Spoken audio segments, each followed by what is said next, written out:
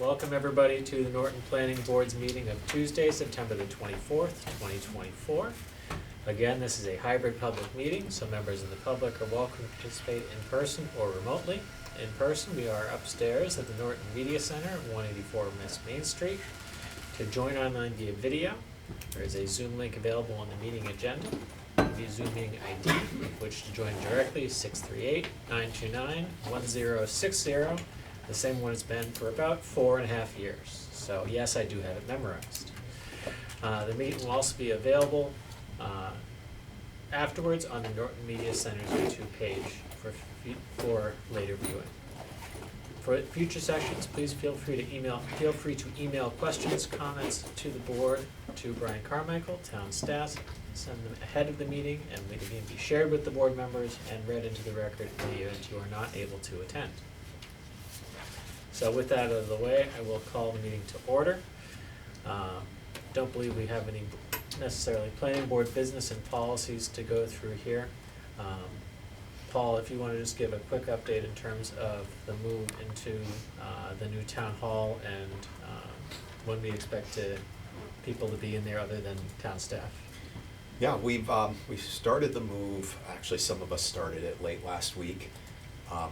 We're done on our end, but there's still work being completed in the inside of it, so it's looking great. It's planned to open to the public on Thursday now, so not tomorrow. There's still work being done inside, and it would be a public safety issue with people coming and going, and we still have all the carts that are there. With that, we didn't get to minutes because we've just been helping packing and then unpacking. But it's all coming together, and I think it's something people are going to be really proud of when they see it. It's quite beautiful, spacious. Okay, great. So our next session should hopefully be in the new building. Hooray. We've advertised a future item there, so at your October 15th meeting is scheduled to be there. Okay, so perfect. In terms of bills and warrants, we did have one bill. Brian, if you can just send that around. This is just a resubmittal of a bill that there was an issue with. This is through a community planning grant for the zoning recodification with the law firm. So you can take a look at that. Mike Units has already signed everything, and I've signed where I needed to. But again, it's just a grant funding payment for the zoning recodification. And as Paul just mentioned, we do not have any minutes to approve, so we'll skip over that agenda item for today. I'm sorry, I thought that's. But we'll be back on it. We'll be focusing back on getting all those caught up.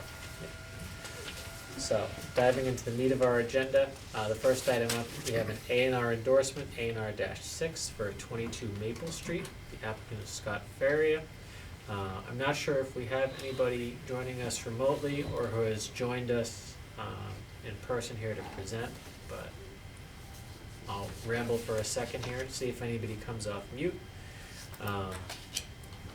Otherwise, Paul, if you want to just give an overview as you share here. Sure. Of the A&R and what we're looking to do here. And just to restate, for an A&R, otherwise known as approval not required, we're looking for a motion to endorse, assuming that we feel that what is being presented represents an appropriate division of lots and all of the lots have appropriate access. So, Paul, did you want to just give a quick narrative as much as has been shared with you? Sure, and I've reached out to the applicant on this, but as the chair just mentioned, they are trying to create 4 lots out of one at 22 Maple. They've identified, they have a wetland survey boundary, the dimensions, the frontage requirements are met, the lot size is met. The only thing I've noticed on this, and I've reached out to the applicant, is they identify this lot as residential 60, but when I look at the zoning map, it's actually split R60 and industrial.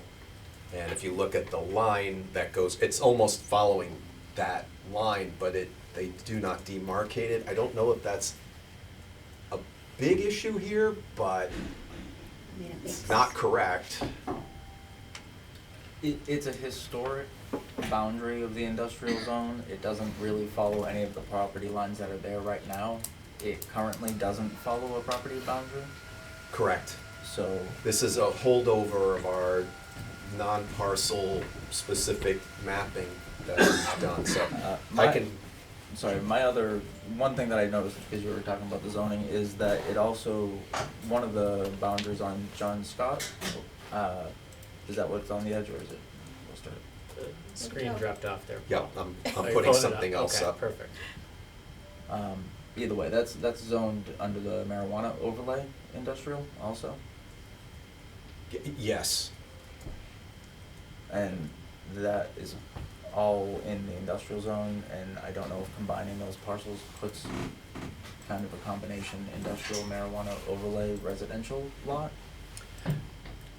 well, Go ahead, it Paul. already did with the property, I mean, it's still, that was always zoned industrial, and then when they added the marijuana overlay district, it's just, my only issue was it didn't accurately reflect the existing zoning.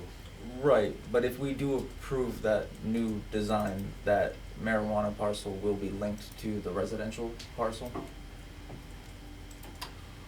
Well, that's a interesting point, because you cannot put marijuana in a residential zone, so if there were something, it would have to be on the purplish pink side of it. Sure, which is mostly wetlands. It's almost entirely Yeah, wetlands. right. Okay. So, just Sorry, to, yeah, go ahead. so we have this So three. I have a question on, if we can go back to the original map, it was a little easier to read. Lot D, does that include parcel 172-01? It wasn't clear on this. Because 172-01 is in their application, but it doesn't appear to be included in Lot D. And Lot A seems to be included in this A and R request, but that lot number is not on their application. So, Lot 176 isn't in the application. And I can't tell what they're doing with the marijuana lot. Is that going in with Lot D? I don't know what that dotted line I- means. I think most of that is in the industrial marijuana overlay district. The Dotted- only one that's in the marijuana overlay district that's under discussion is 172-01, that tiny little piece that's technically 0 John Scott. So I'm thinking it's gotta be being combined with Lot D, otherwise Lot D doesn't have frontage. Yeah, the dotted line would be the old boundary that's being removed. Okay. So we're potentially losing a marijuana overlay. It's almost all wetland, except for the corner, the Well- very corner. Well, right, but Portion of that is is that wetlands of them? the town. The whole town's wetlands. Yeah, right.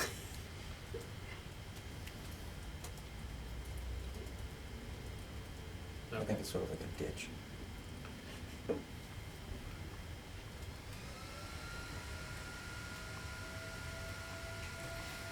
So. I'll say. So all of the lots have frontage. We have questions about Provided- what's happening. Provided Lot D includes the marijuana overlay parcel. Otherwise, D does not have frontage. Okay. Paul, do you agree with that? If it doesn't include that, does it not have adequate frontage? Well, at this is a corner, this would be a corner lot. So I see we have 82 feet on Maple, and then as you get to John Scott, it's indicating 304 feet. So I think they would have adequate frontage. Well, I that think they is, do. it's Yeah, I mean, they do have provided it. they intend to combine those two. Right. But we don't know that. It's in the application, so I am assuming so, Yeah, but right. Lot A is not in their application. Okay, but it is on their plan, It's on the plan. which that's what ultimately gets recorded. Okay. Okay. And just from a procedural standpoint, if we had the applicant here to clarify, that might be good. Yeah. A&R plans, assuming that they meet the requirements, if we take no action, they are essentially automatically approved. So, we can move forward and endorse it. We can not endorse it. We could continue it. That would be potentially contingent on the applicant accepting that. But What's our timeframe? I think it's something like 3 weeks or something like that. 21 days. Yeah. When it was submitted or when we heard it Submitted. originally? What is, if we were to not endorse it, what is the effect of that here? What would? The planning board has basically, we had our chance to say no when we didn't, is basically the, And the no will. would mean they would need to apply again. Would they have to alter it, or would they just? They- What is the grounds for denying this? Is it that it doesn't meet If the we don't think it requirement, meets or the we just don't requirements. think it, We like it's don't think it gives- detrimental? We don't think it meets the requirements. Okay. So typically, it's frontage and lot size.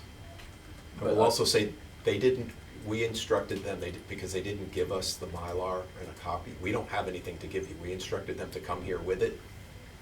And so you don't have anything to sign tonight. I mean, you can still vote, but it'll have to come back, or somehow we have to get it to you so that you can sign. If you endorse it, you know, we'd have to figure that out. But So. I as a did board- ask them to modify it to just correct the zoning. Right. As a board, are we supposed to judge whether we feel it's a detrimental change or not, or just that it qualifies? Just that it Cool, qualifies. okay. Yeah, Mr. Chair. we're not, yeah, we're just endorsing the changing of lot lines, not saying that they are zoned correctly, that they are buildable, or any of those Okay. clarifications.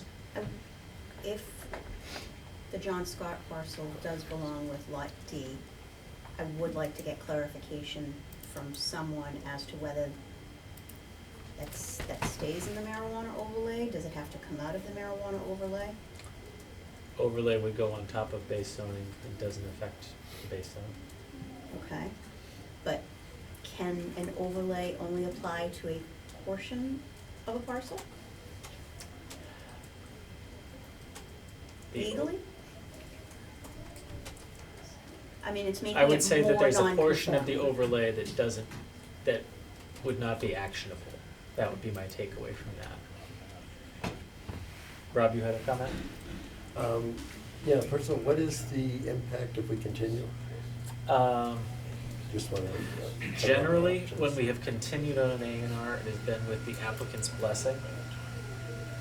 Okay. When they're here to say, we're not sure about this, can you clarify, or can you fix this on the map and get us a new version and we'll endorse it at our next meeting, or something like that. And if we say we are continuing and the applicant doesn't actually object, Then we could in theory do that. They could also just take the plan to the registry and okay. file it. So And then as far as denying, you said the grounds would be they have met requirements, but has Laura now shown that they didn't? that, it depends on how you read the map. Yeah, and it's not clear, there's no summary, there's no overview. I do have another question here too. On the bottom of the map, it shows a little carve out into the property that is town-owned land. There's a little nub cut out, Oh, right there. and that is town property. I don't know, I think that's the new lot line. Well, did they buy So- the town land? but what are they doing with that little triangle, yeah? I don't know. I can't endorse it with questions, I guess. Yeah, Mr. Chairman? we should just continue. Okay. We can continue it, or I don't believe that I know with a special permit, if we deny it, they have to make substantial changes for it to resubmit within a period. There's no requirement in that respect for an A&R, correct? I don't know. Okay. I don't know, sorry. Okay. Mr. Chairman? But the safest route would be to deny it. Yeah, I agree.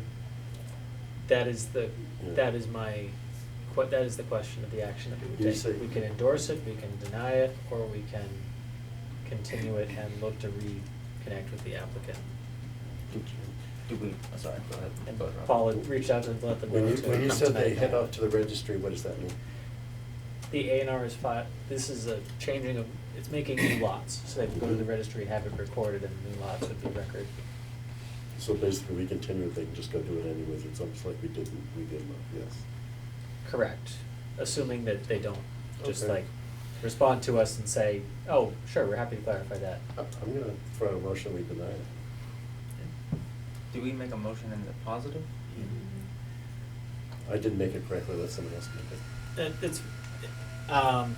It's generally simpler to have Correct. motions to say yes, so that way, Motion Okay. to endorse A&R Yeah. dash 6.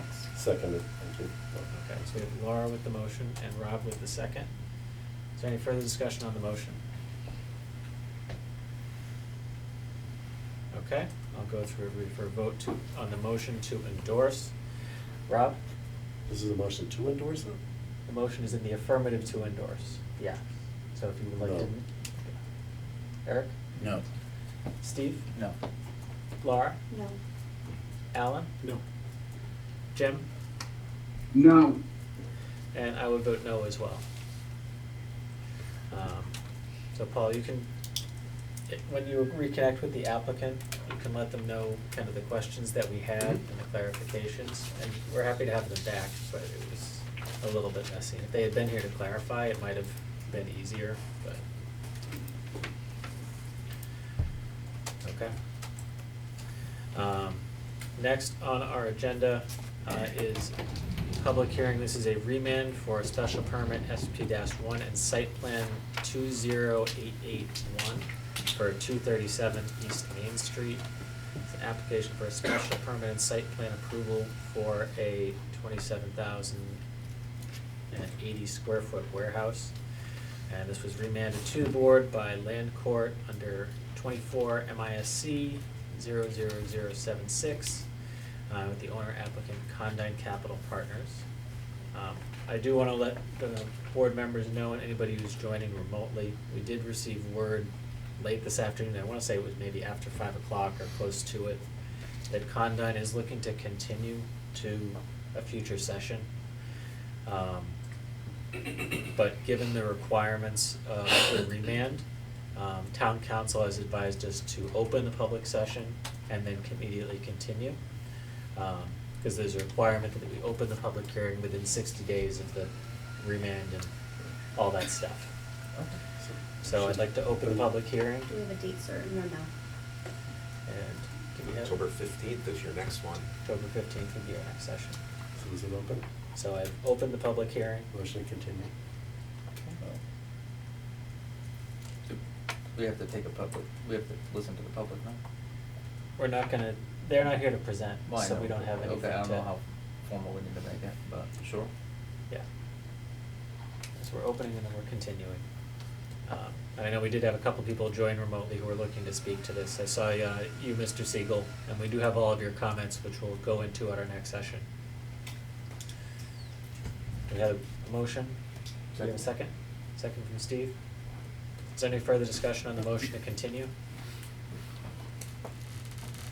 Okay. I will go through the members for a vote. Rob?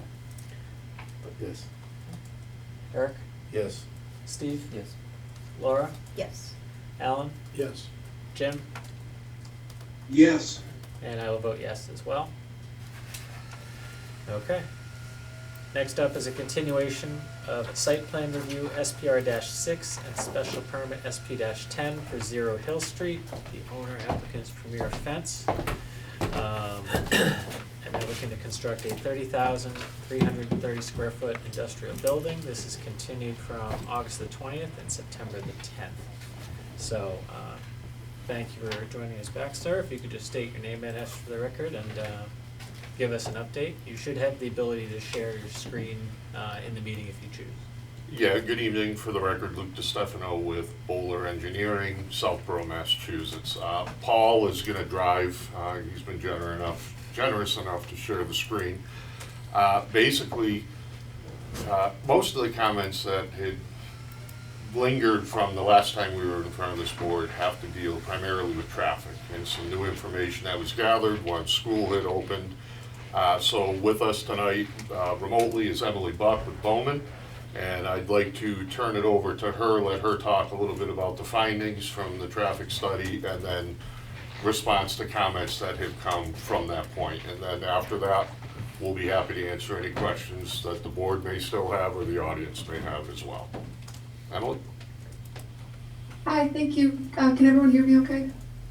Yep. Yes. Yes, perfect. All right, hi everyone. For the record, my name is Emily Buck, with Bowman. So based on the comments received from the peer review and heard at not the last planning board, but the one prior, there was a comment to look at operating speeds on Hill Street rather than the posted speed limit, knowing that vehicles were operating at higher speeds, and using that to evaluate our site distance from the proposed driveways. Am I able to share, or? You should be is able it- to, yes, just using Okay, the okay. green share at the bottom. There we go. Great. So we put together a couple of sightline graphics, and these are based on the operating speeds. So this shows the vegetation that would be cleared and maintained to achieve those sightlines. And there's a couple different ones, and I'm going to start with the first one is the stopping sight distance requirement. So this is a safety requirement that just allows for somebody turning out of the site driveway, the sight line needed so that, you know, somebody traveling along Hill Street would be able to see them and react to them, and similarly, the person pulling out of the driveway would be able to judge the available gap and join the stream of traffic. So you can see here, I'll zoom in a bit, from the northern site driveway, north is to the left side of the page. Just slight maintaining, looking right out of that driveway, and then looking left, clearing but still allowing for that vegetated buffer prior to the proposed fence. And similar to the other southern site proposed driveway, some clearing just to achieve those sight lines, the distance that would be required based on those operating speeds that we measured. And just to backtrack a little bit, sorry I skipped over this, but we did collect the data on Tuesday, September 10th. So school was in session. I know that was a comment that was raised as well. So those operating speeds that we collected, northbound 41 miles an hour and southbound 43 miles an hour. So those were the operating speeds that were measured, and that is what we based our evaluation off of for these sight lines. These second two graphics are the intersection sight distance, and these are recommendations, not necessarily requirements from the American state highway officials. So, and they're they're recommendations because it's the distance that somebody would need to join the flow of traffic without traffic already on a road from significantly reducing their speed. So it's not a safety measure, that's why they call it a recommendation. So just to clarify that difference. So again, looking right out of the northern driveway, just some vegetation maintaining, and then looking left out of that driveway, and then looking both left and right from the southern driveway, there would be a little bit more vegetation clearing, kind of going right up to that fence. So losing that vegetation buffer, again, if with the required site distance, we would be able to maintain that vegetation buffer. And then there's a second one. This was a request from the peer review to do the same exercise, but for a single unit truck, just based on the proposed use. So those, just because, you know, they start up slower from a stop, just require longer sight lines. So that's the same exercise showing what would be required in terms of clearing, and you can see here that the fence would be slightly, need to be slightly adjusted to achieve that distance. Again, that's that recommended distance. The safety distance for vehicles and trucks is actually the same value just because trucks have an advantage of, line of sight sitting up higher, in a truck. So that's a brief overview of the sightlines. I'm happy to answer any questions. We also put together the vehicle tracking showing turning in and out of the site, but I can stop here for questions on the sightlines before jumping to those graphics. Sure. I have two, if you don't mind. I was gonna say, so just from a sharing information standpoint, what we've measured here and what we're judging against is what you put in the chart is the 85th percentile speed. So that's, if 100 cars go by, 85% of them are at or below this number, basically. Correct. And that's, And that's kind of the and- industry standard. yeah, and for going judging north, vehicles. so going north, the 85th percentile is at 43 miles per hour and the speed limit is 30. That's, I'm reading that correctly? So the speed limit, and this was also brought up by the peer reviewer, is an advisory speed. So there's no regulatory speed limit, so the advisory speed is on that, yellow background sign. The regulatory speed is that typical black and white speed limit, which, there is not currently one on Hill Street. So originally we had based that off of the, advisory speed, and then it was flagged that that might not be an appropriate speed just based on how vehicles operate on Hill Street. So I think 35 miles an hour was suggested by the peer reviewer as what might be an appropriate regulatory speed assumption based on that advisory speed. Okay. And the second question, I guess, as you looked at the 85th percentile speed and these sight lines, were there changes made to the site plan to account for the traveling speeds and increased needs for longer sight lines? So the only change that would be needed is if the interest in moving the fence, but then the vegetation buffer, which I know was brought up as part of the neighborhood, discussion, that vegetation buffer would be cleared. And I just wanna stress again that this distance shown on this graphic is not the safety requirement. Safe, entering and exiting maneuvers would still be achieved with, no changes to the site plan, just, the clearing shown on this graphic, still maintaining that vegetated buffer, prior to the fence. But if we were to look at, you said that third one was one that was suggested from the peer reviewer, correct? To look at a truck with a kind of a slower acceleration, that's the one Yes, that yep, would, in this location, a truck starting enter distance as recommended by the peer reviewer is not compatible with the vegetated buffer on the site. correct, and I don't wanna speak for the peer reviewer, but I think it was a suggestion to, evaluate it, not necessarily that it needed to be implemented, just, Yes, to no, look at it understand if it that, wasn't, yeah. yeah, it is a piece of the puzzle, in understanding traffic at the site. Thank you. Yep, certainly. I know I kind of dominated there for a second. Does anybody else have any specific traffic-related questions based on the data for Ms. Buck?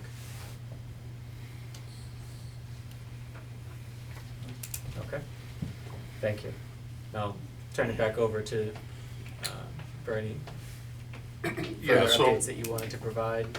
yeah, as I mentioned, if there are no other questions relative to traffic, there was really only a few outstanding comments from various department heads, most of which revolved around some of the utilities, a water line, which we are agreeing to work with the water commission and the fire I department. didn't quite catch that. sorry. Could you please say that again? My apologies. Alexa's very touchy today, apparently. Very British. So we will be adding a fire loop around the building, or a water loop around the building as requested. We've added a couple of fire hydrants, again, at the request of the fire department.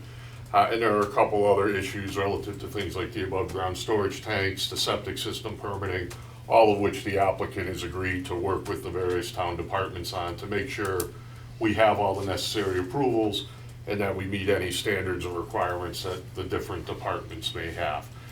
There was also one remaining question as it related to lighting. We've updated the lighting plan to reduce the foot candle output at the property line next to the northerly driveway, so that we, similar to the southerly driveway, have 0 foot candle output at the property line. Those were really the only outstanding questions beyond what I mentioned for traffic. So with that, I'm certainly happy, I'm sure Emily is, and John from Premier Fence is here as well to answer any questions the board or the audience may have. So I'll start with members of the board here. Additional questions for the applicant here, and I'll go to members of the public following. Any additional questions? Jim, I know you're remote. I'm gonna call on you and make sure that I don't ignore you because I can't see your face down the table. No, you're good.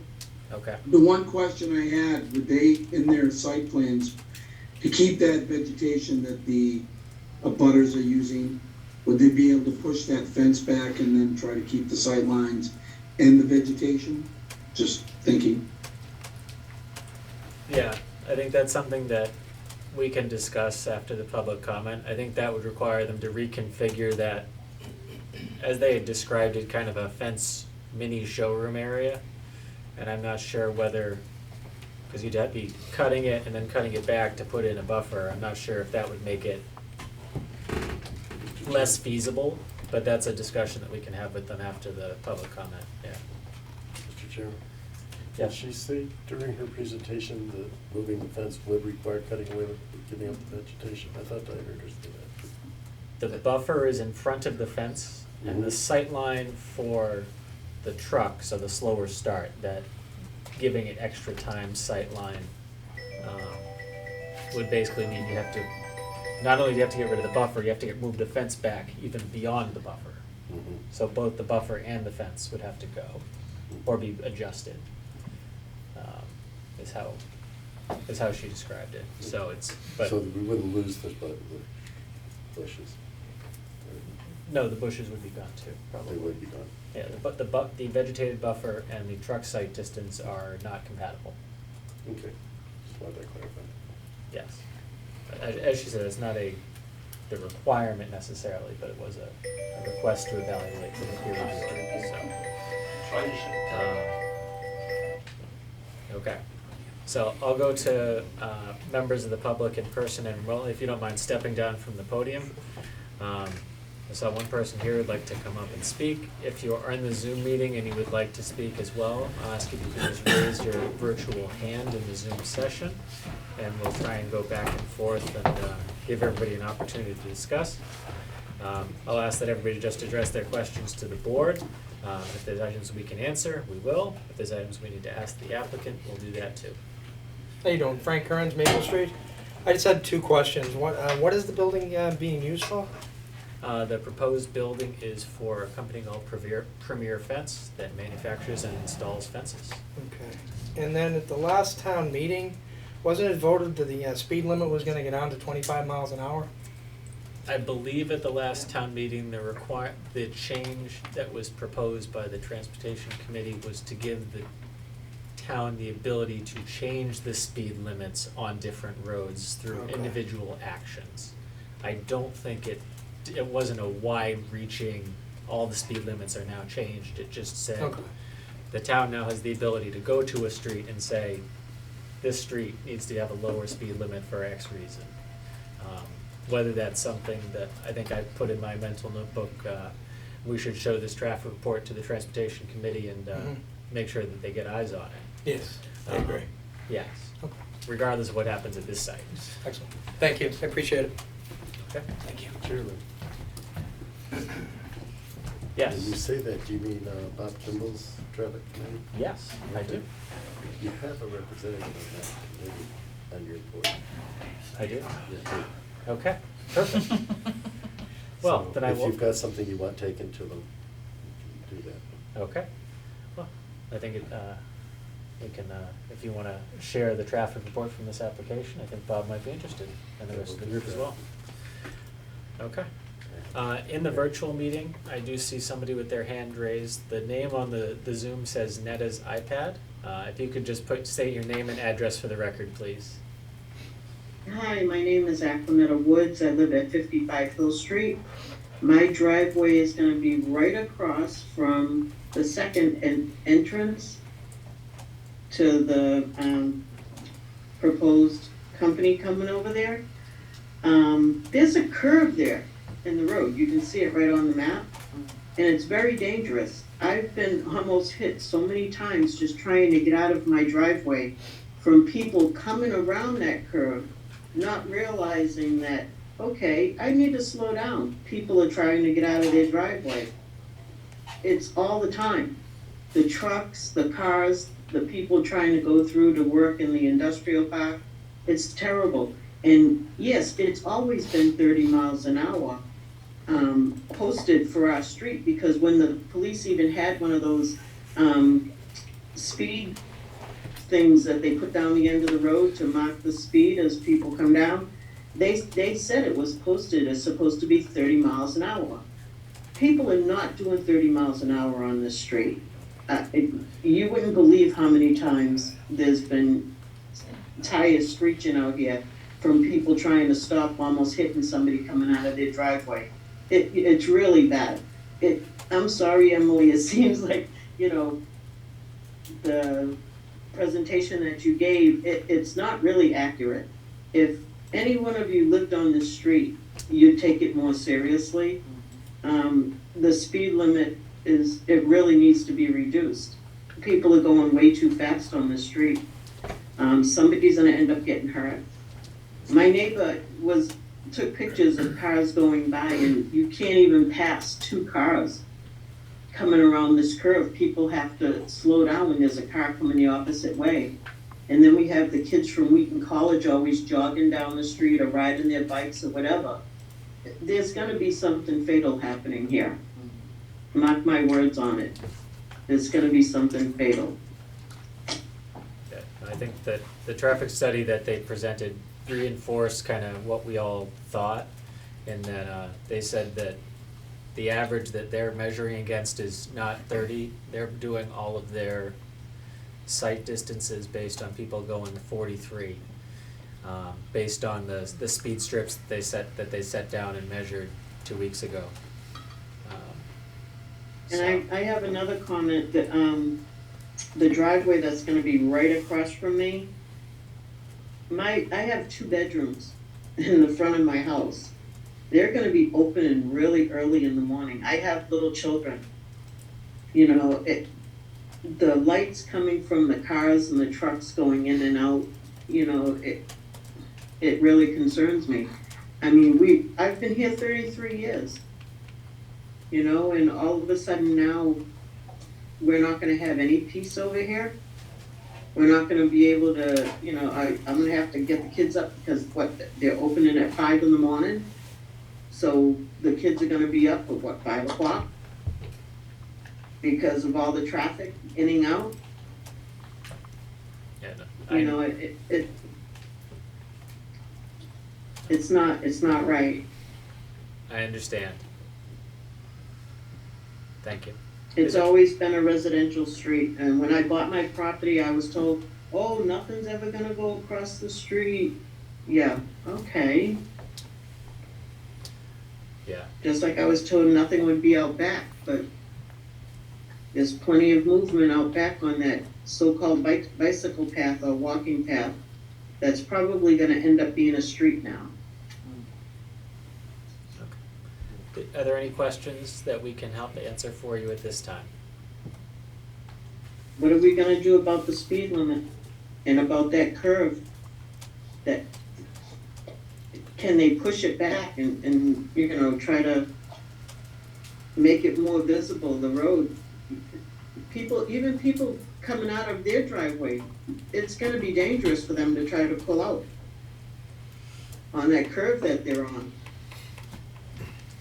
We're on the same curve. When their people are gonna try to pull out to get out of work, Yeah, there's gonna, right at it's the gonna point be of that very curve, dangerous.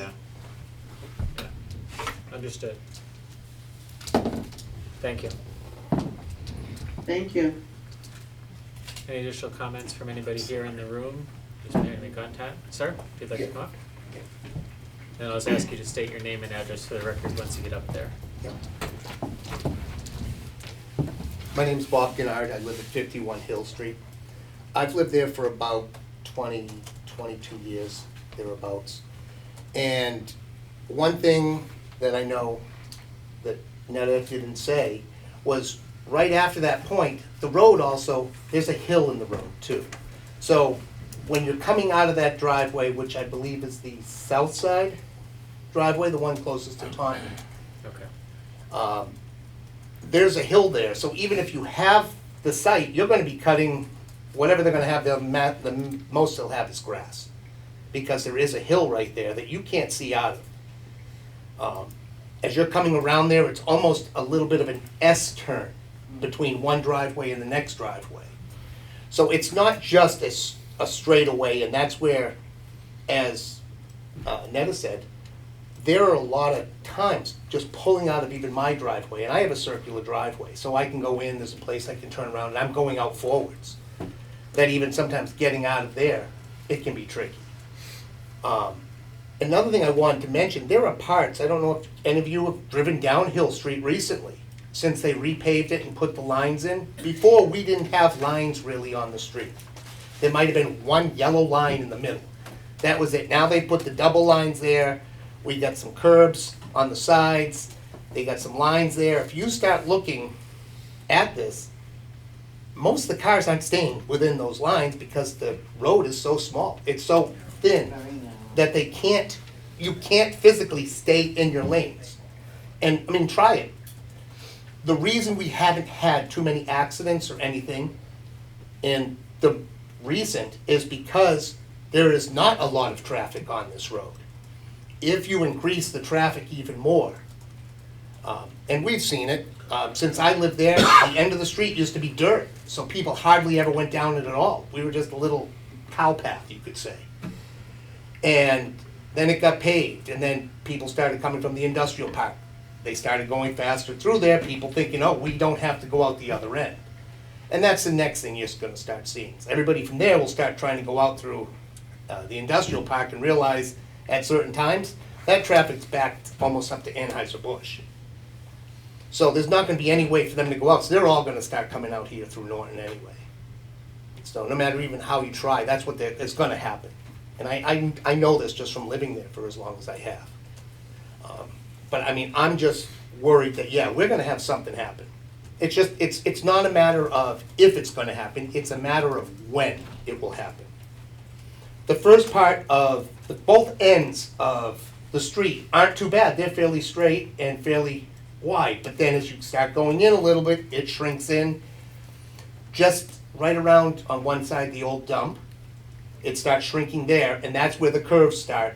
And then it ends a little bit over, I don't know if you know the area at all, but there's a couple new houses just after the wastewater sewage plant, including the first thing you come across is that telephone pole that's like 2 feet there from the edge of the road that you have to kind of swerve around.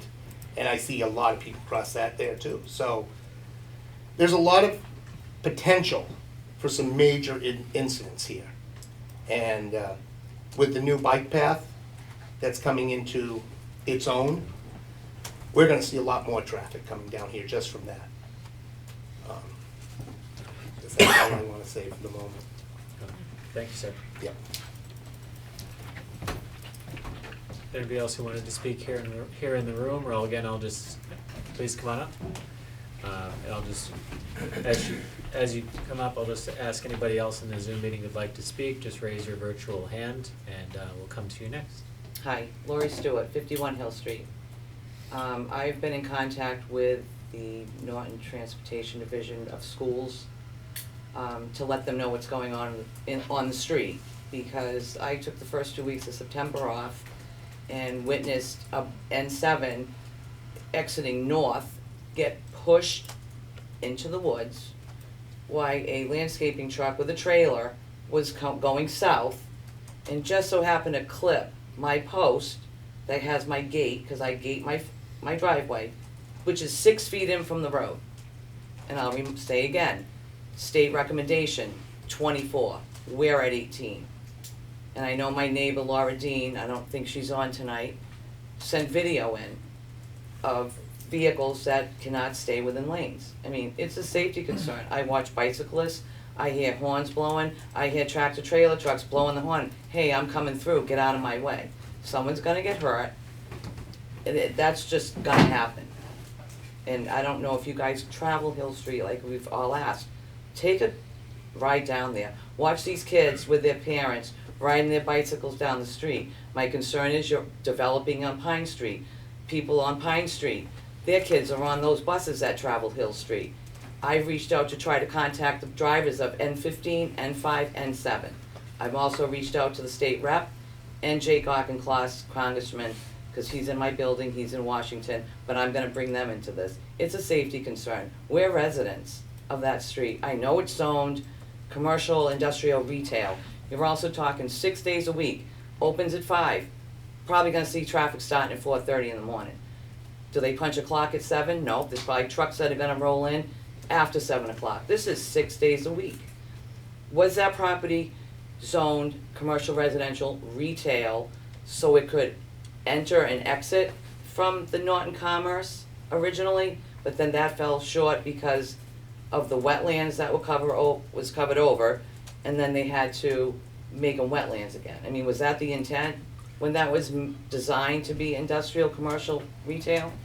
I don't think I have a picture about the intent about why it's been zoned industrial, but it has for a while. Right. It would be from like the 1950s. Right. It was one of the And again, like oldest Netta industrial Wood said, zones. when we bought property on that street, the Taunton Industrial Park went in, that's gonna stay a buffer zone from us to the industrial park. And obviously that's not gonna happen, but again, it's safety. It's the kids on the buses. And I wish I had my phone with me, because when I say that bus had to go over into the woods, close to where the entrances will be, couldn't even get by. I drive a Chevy Equinox, mid-sized SUV, and I see the bus coming, I'm in the woods, moving over. So concerns, safety, hours of operation still remain a huge concern. When do we enjoy our quality of life as homeowners? I mean, I just don't know if people realize that it's a small, narrow road. And I really encourage you to take a ride down there before you make any firm decisions on at least safety. And I am gonna work with the Norton School Transportation Department. I was hoping to bring them into this tonight. I sent out a last minute email after getting off the phone with her, and I copied a few of you on it, so you're aware of it. But, you know, they're concerned about it. And I am gonna go door to door on Pine Street, and I am gonna let people know. And all the homes that are being built around, I'm gonna let them know that too. Their kids are gonna be traveling on a street that is dangerous. Widen it, put sidewalks in. I mean, that's the only answer I can come up with. And that's all I have. Thank you very much. Thank you. Any additional comments from members of the public here? Okay. Chairman, I did take note of all this, I'll take every word of that, I can get the videos of the people's testimony, I'll just take all that to Bill. Yeah, yeah. To Bob.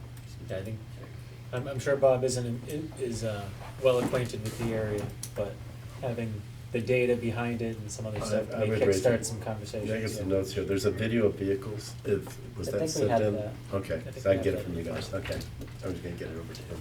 Yeah, so at this point, I'll ask if you just wanna pop back up here. So, I think we had discussions at our last session, we've had the updates from the traffic engineer. Do we have initial questions for the applicant at this time, based on what they presented? Is there anything that you wanted to add? Nothing at this point. I mean, most of the comments we've heard before relative to traffic, there weren't many questions, more concerns raised by the abutters. So I think at this point, we don't have anything else to add. Emily, I assume that's the case with you as well? That's correct. I guess the one thing I would add, I know it was brought up, trucks turning would be directed, and I think this was discussed to turn left out of the site to Miles Standish. I know there was a concern about, trucks going through Norton, but I think that was, discussed at one of the previous meetings. It was discussed, yes. I know it's one of those things that we do tend to ask for when it makes sense. It's also one of those that I know is almost impossible to enforce on an 100% basis. So I think that's, I do have one question for the, please, Laura. And I do see the hand raised as well. oh, sure. I know this is not a fair question. However, was there any consideration given to trying to connect to Commerce Way via an easement on the Ryder Truck parcel? I would say, the short answer is I don't know. I'd have to look at a plan and see, but you have to remember the majority of our site is ringed by wetlands. Right. So we're kind of prohibited by where we can go based on site constraints beyond our control. I understand. Personally, I'm struggling with, in an industrial zone, we require driveways, one-way driveways, to be 22 to 30 feet. If they're two-way driveways, they need to be 50 feet. Yep. We're considering allowing these same trucks on a public road that in some places is It's only half that, if that. 18 feet wide. Yeah. Yeah. And as much as I want your business in this town, I really do, I am struggling really hard to reconcile that. And that is probably my only sticking point. We did approve a very light industrial parcel just south of yours. It had a dozen employees, it was gonna be 11 cars. There would be, you know, a tractor trailer truck every few months. And I felt that that was unacceptable. I know even some of the abutters didn't want that. But it seemed reasonable for the space that it was zoned for. And with 90 large trucks coming and going every single day, even now just hearing about the S-curve, the hill, the curve, the sight lines, the speed at which people are going, I kinda, I'm stuck. And I know we can direct them left to get to Miles Standish, but that still means that they're on Hill Street for 3/4 of a mile at least to get there. I think it's a safety issue, to be quite honest, and your trucks are going to be coming and going at the same time school buses are. And like I said, we need the revenue, we need the business. It would kill me to have to decline this, but I'm really struggling with it. Sure, and that's completely understandable, and the only thing I will say to that, and I don't wanna speak for Emily, the traffic consultant, but we've heard the concerns, we've taken the steps to address the concerns. You've had the traffic consultant that we've hired, peer reviewed by a traffic consultant of your own. They've all come to the conclusion that what we are proposing is not out of the realm of acceptable. I don't like to use the word safety because that's something you can't really quantify, but our traffic engineer and the traffic engineer hired by the town have all come to the conclusion that this development at this location does not present any significant traffic issues. And that's, again, not based on us just saying, well, we think because we're engineers, it's based on the traffic engineer doing what they need to do based on, you know, the science, for lack of a better term. And again, it's important to note that not only did we come, or our consultant come to that conclusion, the town's consultant did as well. I think we understand that. We understand there's layers to that of sightlines, Correct. traffic volumes, but Speed. there's also the confluence of that, and as you've stated, as your traffic engineer stated, you are above average truck volume for a business of your size. So it's even above and beyond kind of what what the IT standards is from your own calculations. And the volume going through the road doesn't necessarily mean that the road is supposed to handle that volume or should. And we know you shouldn't and to your point, it's a challenge. Yeah, I'm struggling. I really want, we need the it's business. a challenge. Yeah. I couldn't So- agree with Laura more with how she said it. It's, the business itself seems like a great business, We would love to have you. but Hill Street itself is just, it shouldn't handle any large traffic. And the only real regulation the planning board has over the industrial zone is the limits on the scale. And I think this just goes too far beyond the scale for the site, personally. Okay. If it matters for how you wanna keep going tonight, I have the same exact opinion. I even do. Yeah, so, we haven't closed the public hearing, we haven't taken a vote yet. This is all just us talking. So, from a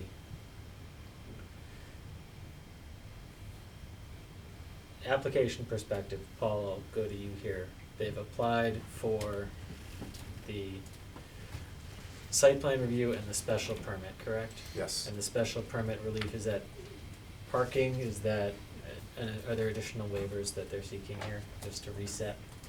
Sure. So there's a special permit for 10,000 square feet or 25 or more parking spaces. They also filed an earth removal special permit. And then there's the site plan requirement because they're over 2,500 square feet. They're looking for 3 waivers. The width of the driveway, as was talked about earlier, from 50 feet down to 24 feet. There were landscape buffer requirements for both the parking lot and between the building and the street. And then the usual waiver on the scale of the plans. Okay, I almost don't count the waiver on the scale of the Right, plans, that's- but it is, yeah, okay. Okay. We've talked, one of the things that we talked about was the buffer in front related to the fence. Does anyone feel like asking the applicant if they would adjust the layout of that front area for the truck sight lines, does that push anybody in a different direction? If it does, then that would be something that we potentially ask the applicant to evaluate, whether that would be feasible. If that isn't going to make a difference, then there's no need for us to necessarily ask that. Mr. Chairman? Please. I think to make a judgment like that, I have to drive down there and see it. I would be talking down my backside trying to guess here right now. Okay. Just put it bluntly. No, that's fine. I've been on Hill Street many times, so Yeah. I So, have, but I just wanna go back and eyeball it. so, the applicant has stated that they don't have anything else to present. If we don't have any questions for them, we're at a point of, do we continue, talk about this again? Do we close the public hearing, make a decision?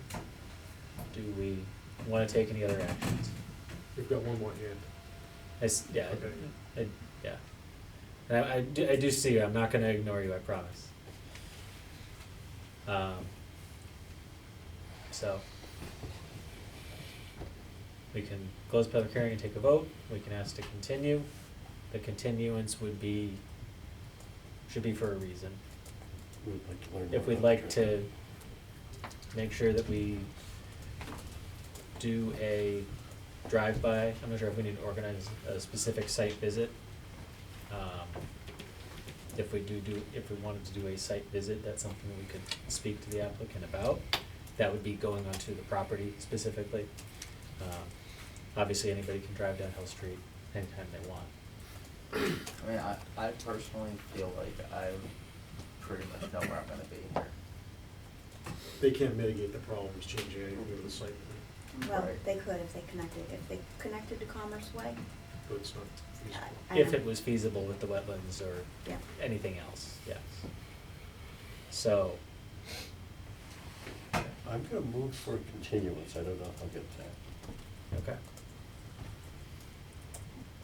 Hold on one second, sir.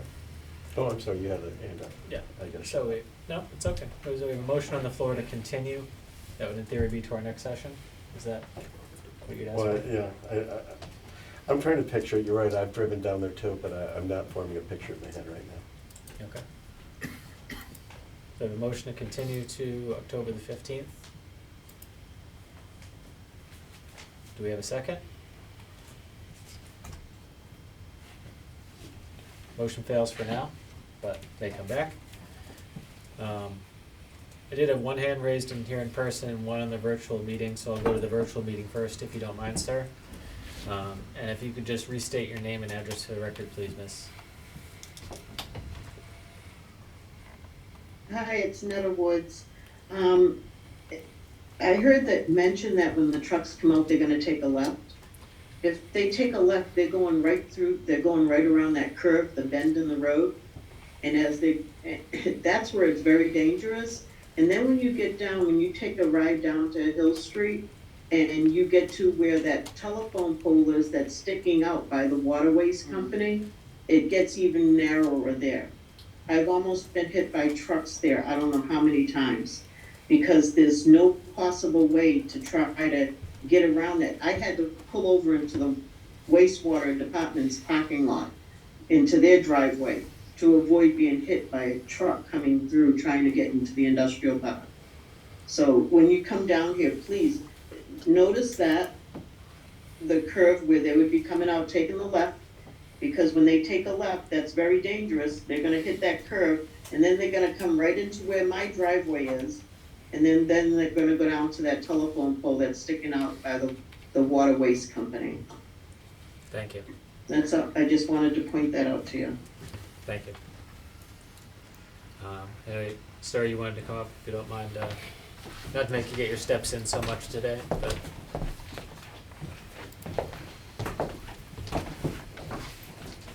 Back when that was estate land over there, oh, my name's Bob Gennard, I'm from 51 Hill Sorry, Street. thank you.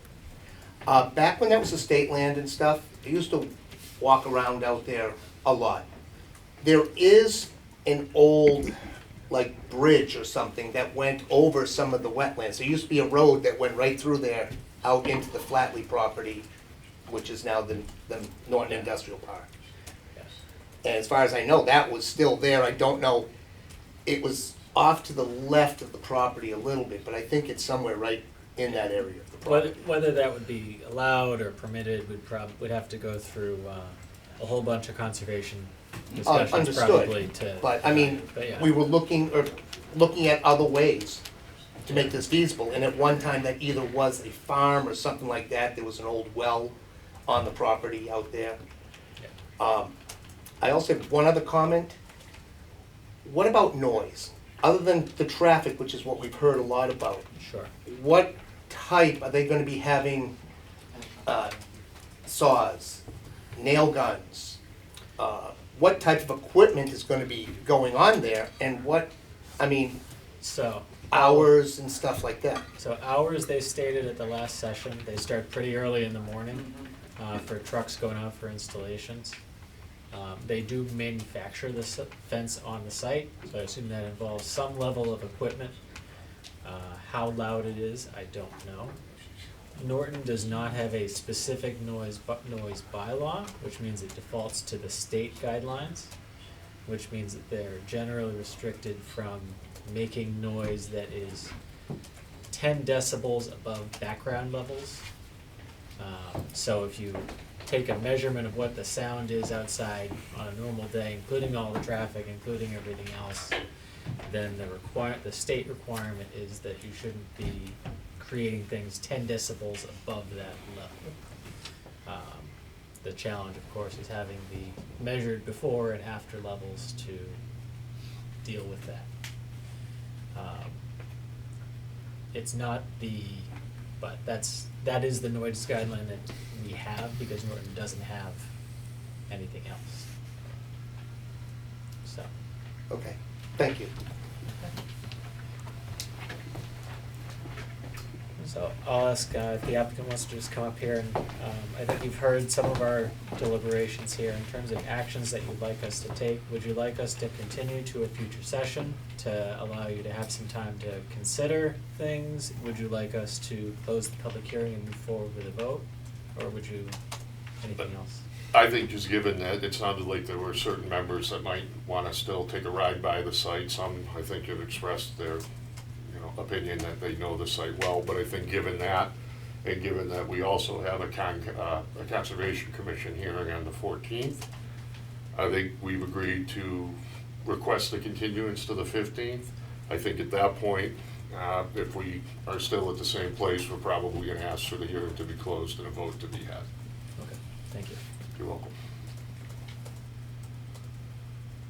Rob, would you like to make a motion to continue to the 15th? Go ahead. That's someone else's turn. Yeah, motion to continue to the 15th. Second. Okay, we have a motion and a second. I think Steve maybe got the second there in the minutes. Any further discussion on the motion to continue to the 15th? Okay. Rob? Yes. Eric? Yes. Steve? Yes. Laura? Yes. Alan? Yes. Jim? Yes. And I will vote yes as well. Thank you very much, everybody. Thank you. Thank you. Thank you. Okay. The final item on our agenda this evening is a continuation of the public hearing regarding our upcoming town meeting warrant. The warrant is to create new Article 23, if I still know my Roman numerals. This is talking about the Great Woods Overlay District and applying this district to the town of Norton zoning map along Mansfield Avenue and Arnold Palmer Boulevard. This is continued from our last session. I'm glad we have some new faces in the room here to add some additional comments and thoughts. In terms of how we want to go about this, I know we may have people who were not at our last session, so I'd like to start just by going through a presentation and speaking to what we're proposing here.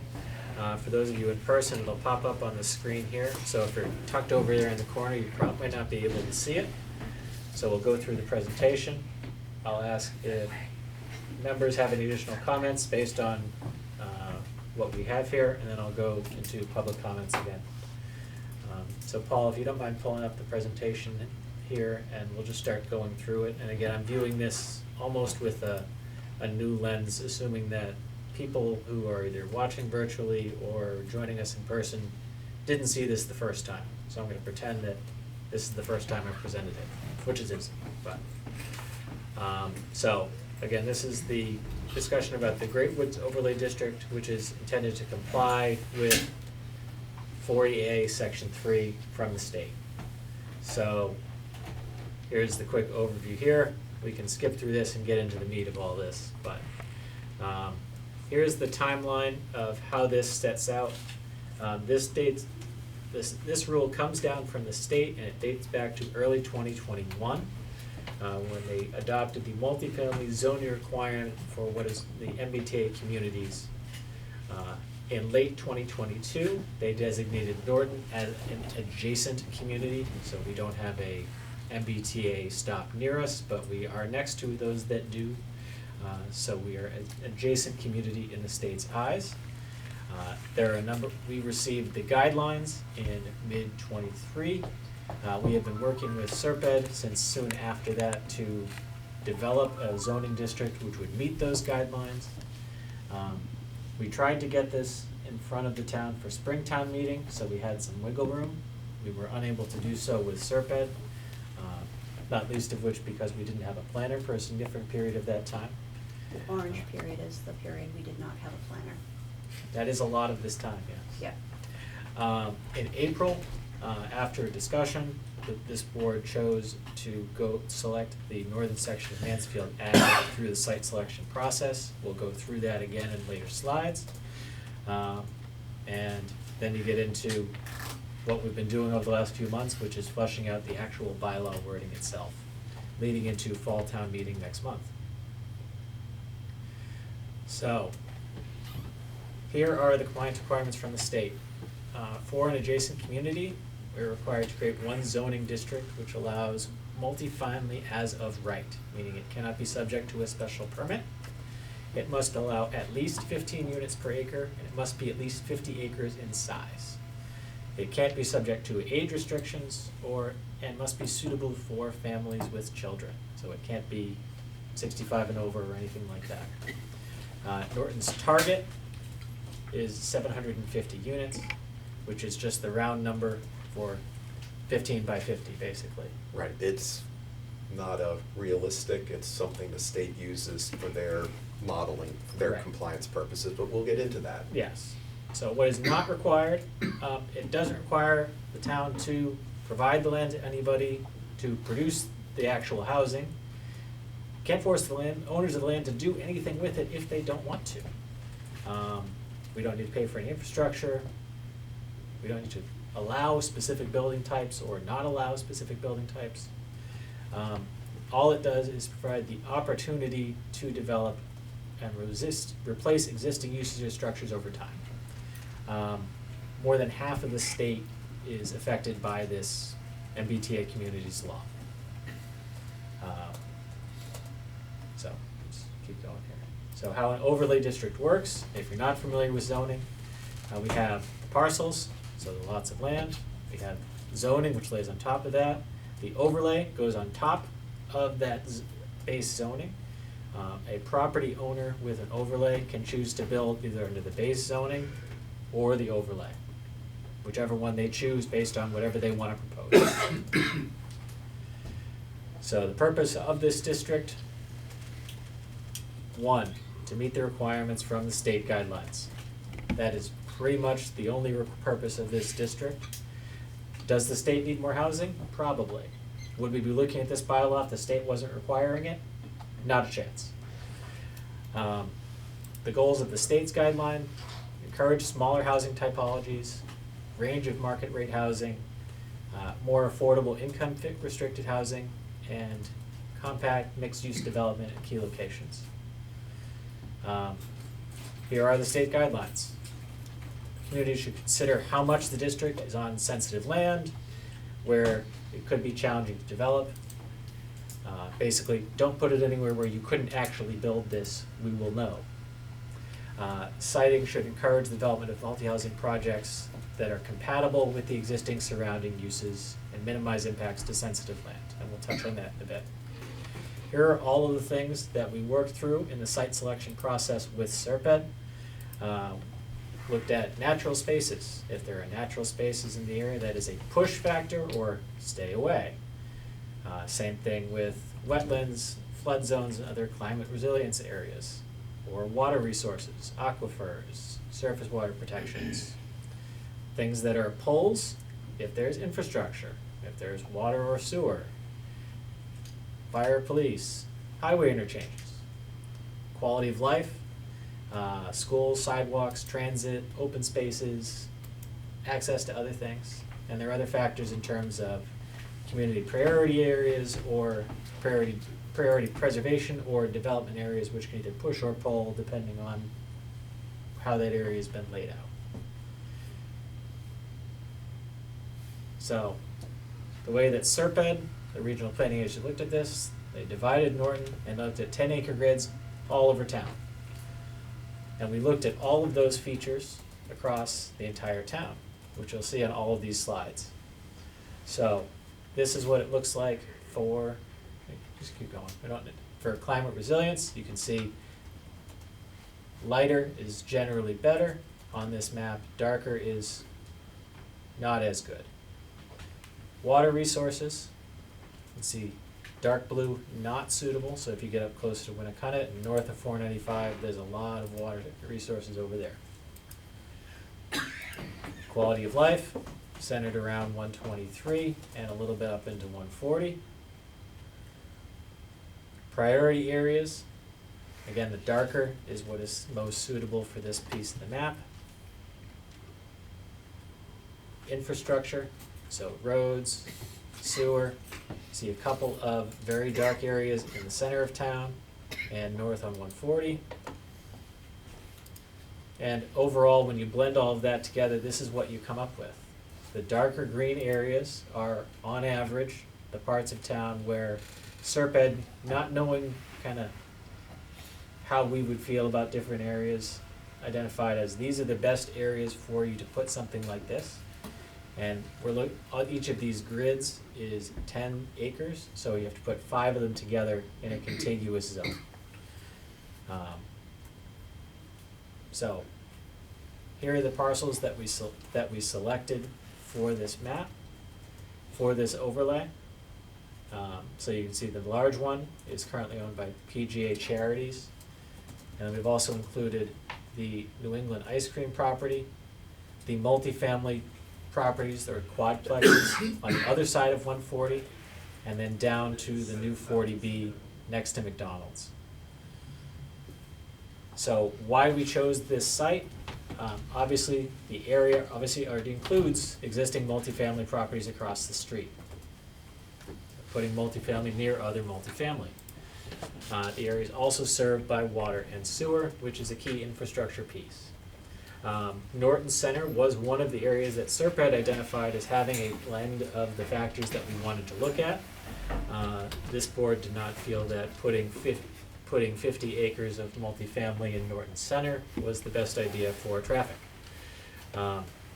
Village Center core zoning also requires top of the shop development. We looked at the Route 23 locations. We eliminated those due to limitations in some infrastructure and some other factors. 50 acres along 140 would impact a lot of would be close to a lot of existing single-family houses. And so we would be putting a dense multifamily into an area that is primarily single-family.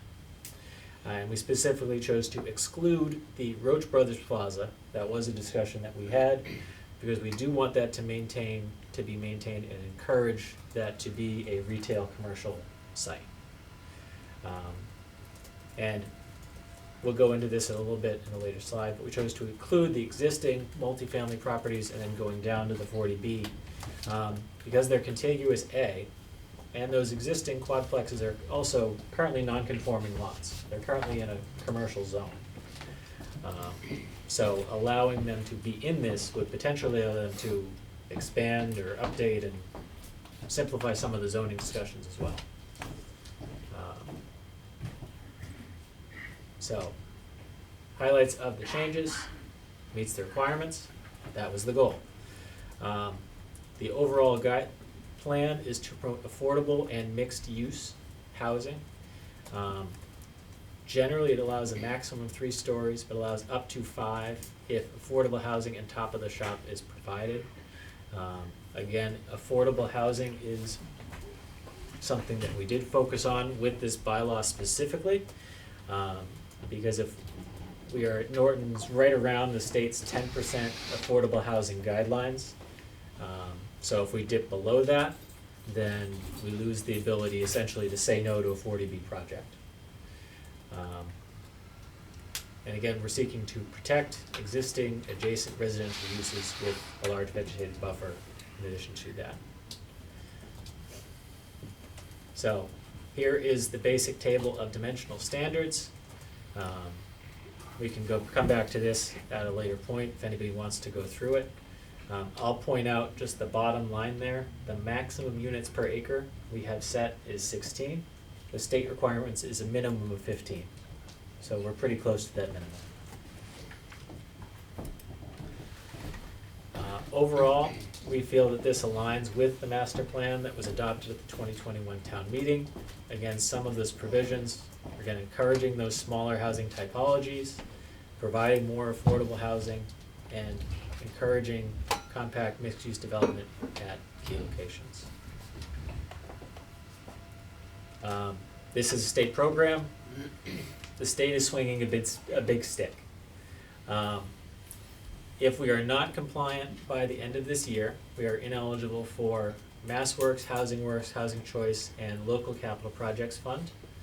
That was written into the statute. As other towns have experienced, Milton is one example.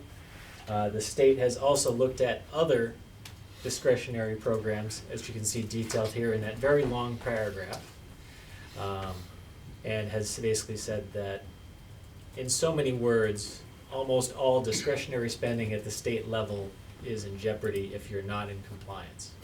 In short, they will put you on the state's naughty list and deal with it.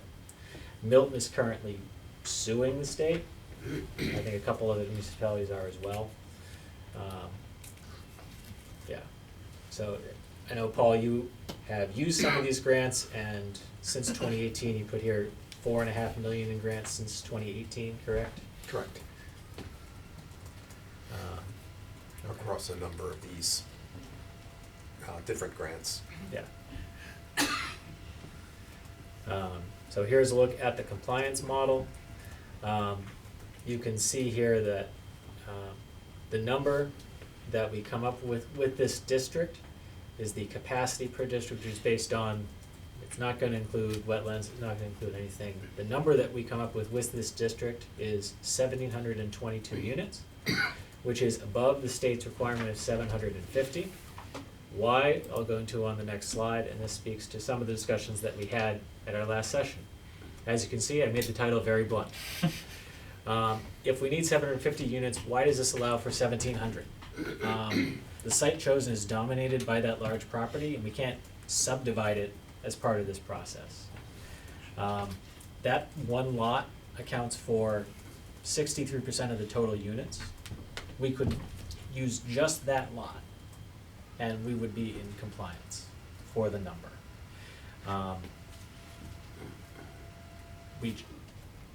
The choice that we would have, if we want to, we could remove the New England ice cream parcel, which does make it more contiguous. We could remove the quadplexes and the 40B across the street. That would mean they would continue to be non-conforming lots and wouldn't have any benefits of this district if they wanted them. So that's a choice that this board can make before we submit this final to town meeting. That's a choice that we could make at town meeting if we wanted to do that, as much as I hate floor amendments at town meeting. So will we really get to 1,700 units? The answer is probably not, and that's if anything is developed at all. Again, the requirement is that we provide the zoning, not that anything is built or that anybody sells anything. These buildings still need to meet parking, driveways, building coverage, height, setbacks, and everything else. For every new unit, adds new parking, which reduces the buildable area, and so on and so forth. The compliance model isn't considering these factors. It's an Excel spreadsheet. So we're complying with an Excel spreadsheet to meet this bylaw.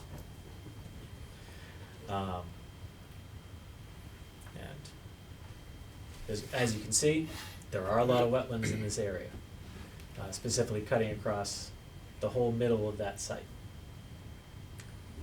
And just to add to that too, that Conservation Commission has what they call it's within 25 feet, they have what they call a no-build zone. So it's within 25 feet of all of and those aren't flagged, those are estimated wetlands.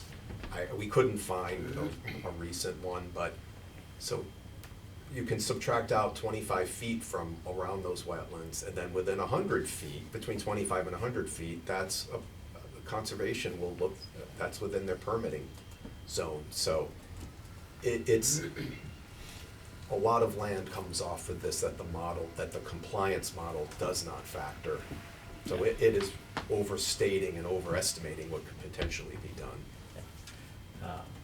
But I'm gonna keep going here. But summary, state was requiring compliance by the end of this year. We walked through all the slides of why we cited this district where we were. We wanted to be in a place that had those quality of life, infrastructure assets, and fit with the existing uses. It's near existing multifamily. I'm not sure, I may have heard of some other apartments or condos near golf courses before, maybe, somewhere. Again, the requirement doesn't require development, it just provides the opportunity. And it doesn't prevent somebody from putting a commercial property there if they wanted to either. There's a version of this where this site that's been commercially zoned for a while and nothing's been built on it, once there's activity, it could turn into a commercial site even though we zoned it for multifamily because there's action. So if multifamily is developed, I think we've done a good job designing the requirements to promote properties that are well-designed, encourage mixed use, as well as affordable units, and keep us over that 10% guideline as much as we can, so.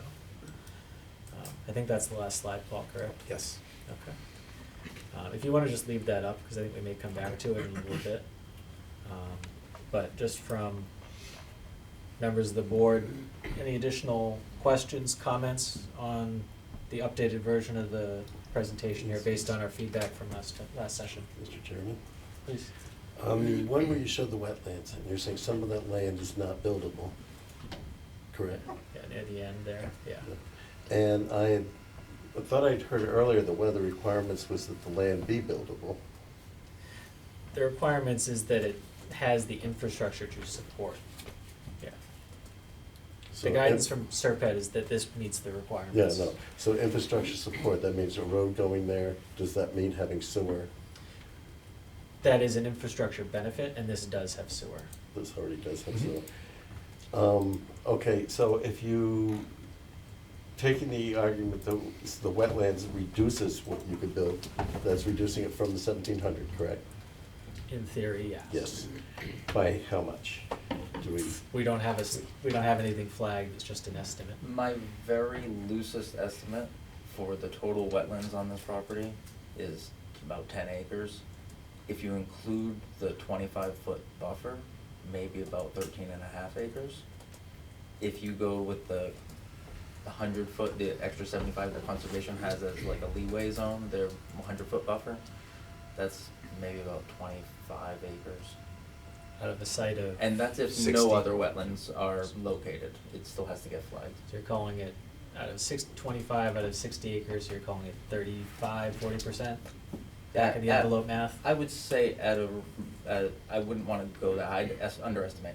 I wanna give a lower number. 30%. Definitely 13 acres off, Yeah, so.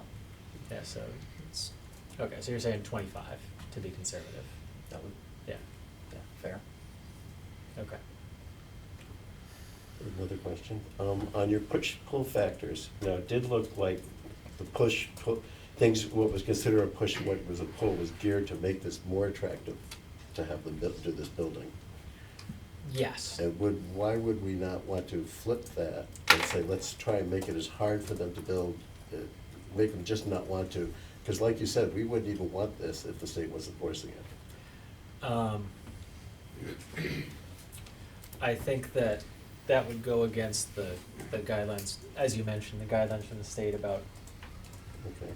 making it accessible. I don't know what mechanism they would necessarily have to double check the model that we did. There are,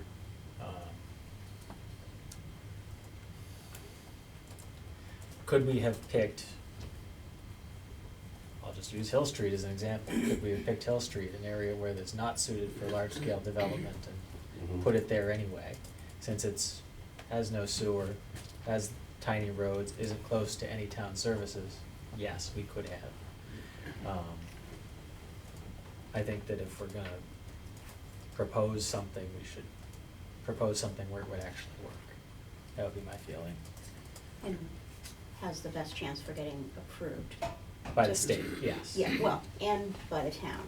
That To- too. To your point, you know, when we talked about other areas, obviously the center of town isn't gonna work, I think everybody agrees I there. think I eliminated that in about 0.2 seconds, Yeah, yes. I mean, if we look down the southern portion of 140, or if we look at the Attleboro end of 123, you're looking at predominant areas that are predominantly single-family housing.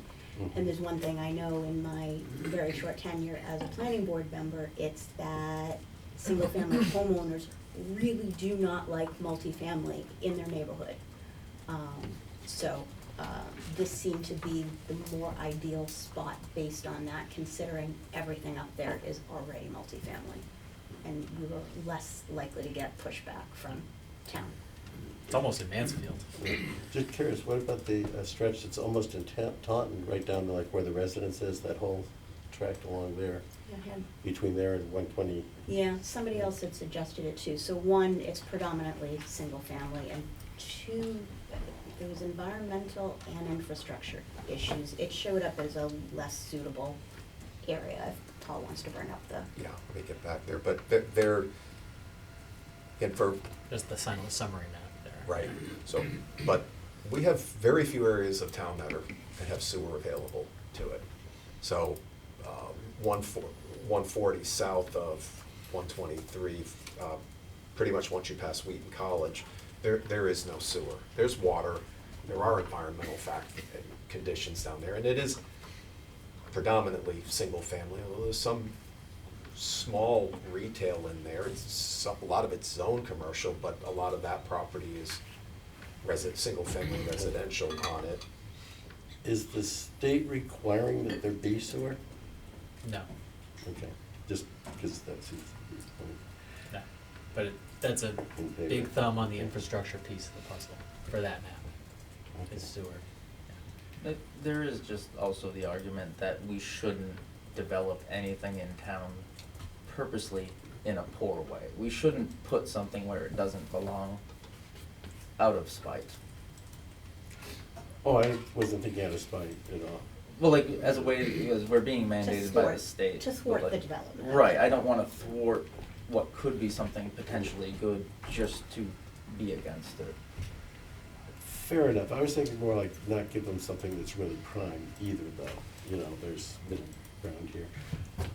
I'd like to make a recommendation, and this is because I really do fear the state stick. I think his work's important, and I don't want to see that money pulled. That we put on the ballot 2 proposals. You can put this one on. I mean, this is going to the people. This is not a Rob Welsh thing.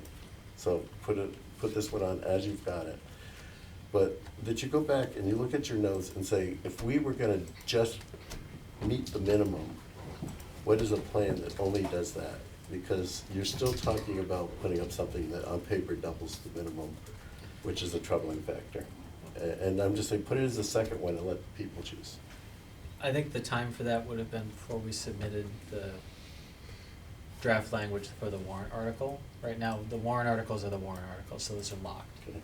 I think if the board or town meeting chooses, we can subtract parcels from what we have here. If somebody wants, and town meeting can also vote against this if they choose.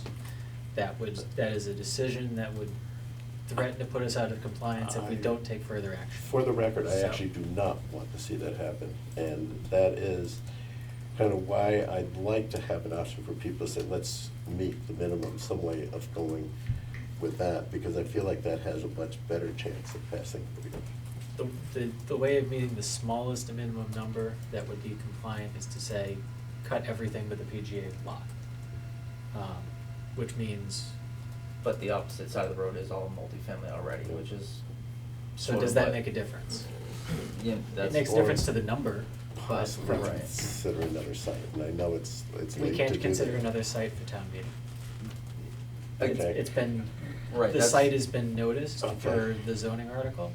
So all the abutters were noticed, and we had signs up. Okay. and- So that time for that was, Before I was August born. 27th. yeah. The site selection was before, I think before you remember, unfortunately, Yeah. but the draft language for Okay. the zoning was in August. That's when we So submitted it. I'm gonna Yeah. leave my recommendation that you find a way, and I'm only saying that because I am concerned about it not passing, and I think that enhances your chances to pass if you could come up with a way to do that. If you can't, you can't, but I think you enhance your chances of getting a pass. I think, from a town meeting perspective, I think that proposing parcels that weren't noticed and weren't part of the article probably wouldn't make it past the moderator. I think we could remove parcels and shrink it. I was gonna suggest that. So that's an option we could take tonight, that's an option that can happen at town meeting. That's, I was gonna suggest taking the 40B out. I got the lot number right here and the property next door and possibly the ice cream, no, the ice cream. the 40B and New England Ice Cream. And the property next to, north of the 40B. I mean, The, then- the oil one? Oil one, The oil yes. company. Yeah. And then possibly have a conversation about deleting all the density bonuses. That's possible. If you wanna. Alright, well, Deleting the if we're gonna play with the model, I don't know. We can't do that. I don't wanna play with the density bonus, cause that entices the mixed use that we want. I got a comment on the density No, thing, like. No, I think the number that we have here is based on the rules that we have now. If we play with the rules, we have to go back into the Excel spreadsheet of doom and see what pops out. Chair. So, yes. So after tonight, whatever you recommend, I will be sending this back to Serpent for them to do that, to readjust the compliance model as well as make any other text Right. changes. Right, yeah. But we've already kind of, from a pure subtracting parcel standpoint, we understand that we would be in compliance with Alan's suggestions. Mhm. So, do we need the updated numbers? Yes. Would we still be within compliance? Yes.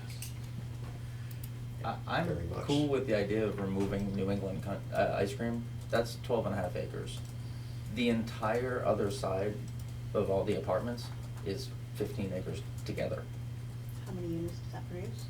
I mean, I don't know, it's the whole other side, all the apartments, It was- including the 40B. I guess it depends on how high they go. Like that.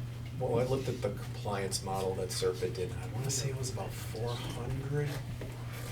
You could get that maybe across the street from the duplexes or the quadplexes? Well, again, that's, if you tore everything down And put everything at the maximum Yeah. density. So they'd have to do top of the shop, they'd have to do affordable housing Yeah, to get to the max. yeah, those are And not there's the big. probably not enough parking, area for parking, because you hit wetlands Right. right behind it. Right. Squish a couple of them together, who knows Yeah. what, but yeah, You're not gonna be able to fill it. yeah, no, Yeah, I mean, it's So- a really, yeah, so. there's not a lot of space. Yeah. Mhm. I can see the value of removing New England ice cream, but everything on the other side of the road, it's 15 acres. We don't gain much even if we remove all of it. Yeah, And there are apartments already. so we have proposal from Alan. I think, Alan, if you don't mind, I'll hold on that for a second and go to, obviously, we've talked about this last meeting, we'll continue to talk about it. Does anybody have any objection if I go to public comment? Oh, no. Yeah, please. For the record, I'm simply making that recommendation because I'm concerned about you getting a pass. No, I understand. Okay, you can reject it, you don't even have to move on it, that's up to you guys, I'm just giving it on I that think what you're basis. saying is completely valid. I wish that we had the chance to do it a couple months ago. Yeah, we tried, but we weren't able to do that with certain. Okay, so I'll go to public comment either in the room or on the Zoom meeting. I see you with your hand up, sir, so please come on up first. If you are in the Zoom meeting and would like to join, I ask that you please raise your virtual hand, and we'll do our best to go back and forth and give everybody an opportunity to speak. Now you've already spoken tonight, but I'll ask you to state your name and address for the record just one more time. Frank Kearns, 42 Maple Street. Thank you. Thank you, members of the board. I just have a few questions. With the water quality that we have in town, we're on town wells, okay? We have a water ban every April, whether we have 10 feet of snow or 10 inches, or an inch. So my problem with your numbers here, I would go, me personally, I would go with the lower number, the 750, just to make the minimum. That's one. Okay, we just went through one of the most brutal overrides, and the biggest fight was the schools. So you're talking bringing even more children into our school system. So the infrastructure has to go up, police, fire, schools, and everything. So with going with the higher number, figure 2 people per household. It's a higher number on paper, yes. Yeah, on But, paper. Yep, and the. But hypothetically, right? If I could address part of that specifically. Yep. A multifamily neighborhood of this size in a non-commercial zone will be a 100% net loss on our revenue. Because it will be just families and no commercial use. Correct. To put that the multifamilies in with a commercial district might mitigate part of that effect. Keyword is might. In general, in most communities, a mixed-use neighborhood with small lots is the highest revenue-generating neighborhood in that community, almost every town. Okay. But my big thing is the water quality. I've been in town for 31 years, and I went from a $5 water cartridge to a 32 water cartridge. So that's my biggest sticking point, because really nobody thinks of the water. Everybody's like, beautiful, it's sewer. I'd love to have sewer, it'll never save. So that's my problem. Yeah. But I would recommend doing the lower, meeting the minimum, please. Thank you. Understood. Thank you, sir. I don't see any hands raised in the Zoom meeting, but, sir? Yep. Roger Marzan, 62 Power Street. I just have a couple of questions for you. On the compliance model that you're talking about, is this the greatest area for this compliance model? Are we in the best spot for this compliance model? And if so, why would we want to put it there as opposed to a lesser area in the compliance model, so that it makes it more unattractive for somebody to develop it? I think we cited the area, and then we went through all the slides of why we cited it where we did. I don't think we really ran the compliance model for the other areas as much as we used the compliance model, once we decided where we thought this made sense, to determine what pieces of the bylaw made sense here. What does it do if we put in this incentive for affordable housing? What does that do to the model? What does it do if we change the setbacks from the neighboring properties from 50 feet to 75 feet? That's, I think, really what the compliance model does. The other sites would go back to the site selection process, which we concluded in April. Yeah, we passed that exit well a long time ago. Another question I had is, what are the benefits of the non-conforming lots that are across the street that you say that if we take them out, they're gonna lose those benefits of this? They would gain benefits. What are the benefits? So right now is existing non-conforming lots, basically anytime they do anything, they have to go before the zoning board for a variance. Becoming a conforming lot under this overlay would also, and Paul, I think you've had this discussion with a couple of the property owners there, would give them the opportunity to update their properties, expand in some way, Add retail. do something different. Is that basically the summary there? That, Yes. yeah. We had one of those property owners at our last session as well. So that they could, if this passes at town meeting, somebody could come in from one of those properties and say, hey, listen, now that I'm in this zone, I can They put could a, follow the new overlay if they wanted to, yes. and put up a building that has, a storefront and 2 apartments above it instead. Correct. Yes, they could, as Okay. long as they met all the dimensional requirements and parking and everything else that went along with it, yes. Another question is, what happens if any of these parcels get developed into an industrial zone before it becomes, Doesn't change anything. so long as we comply? We gave the ability to put multifamily there. If commercial industrial goes there, doesn't matter for the state requirement. And is there any opportunity to change anything after the town meeting vote?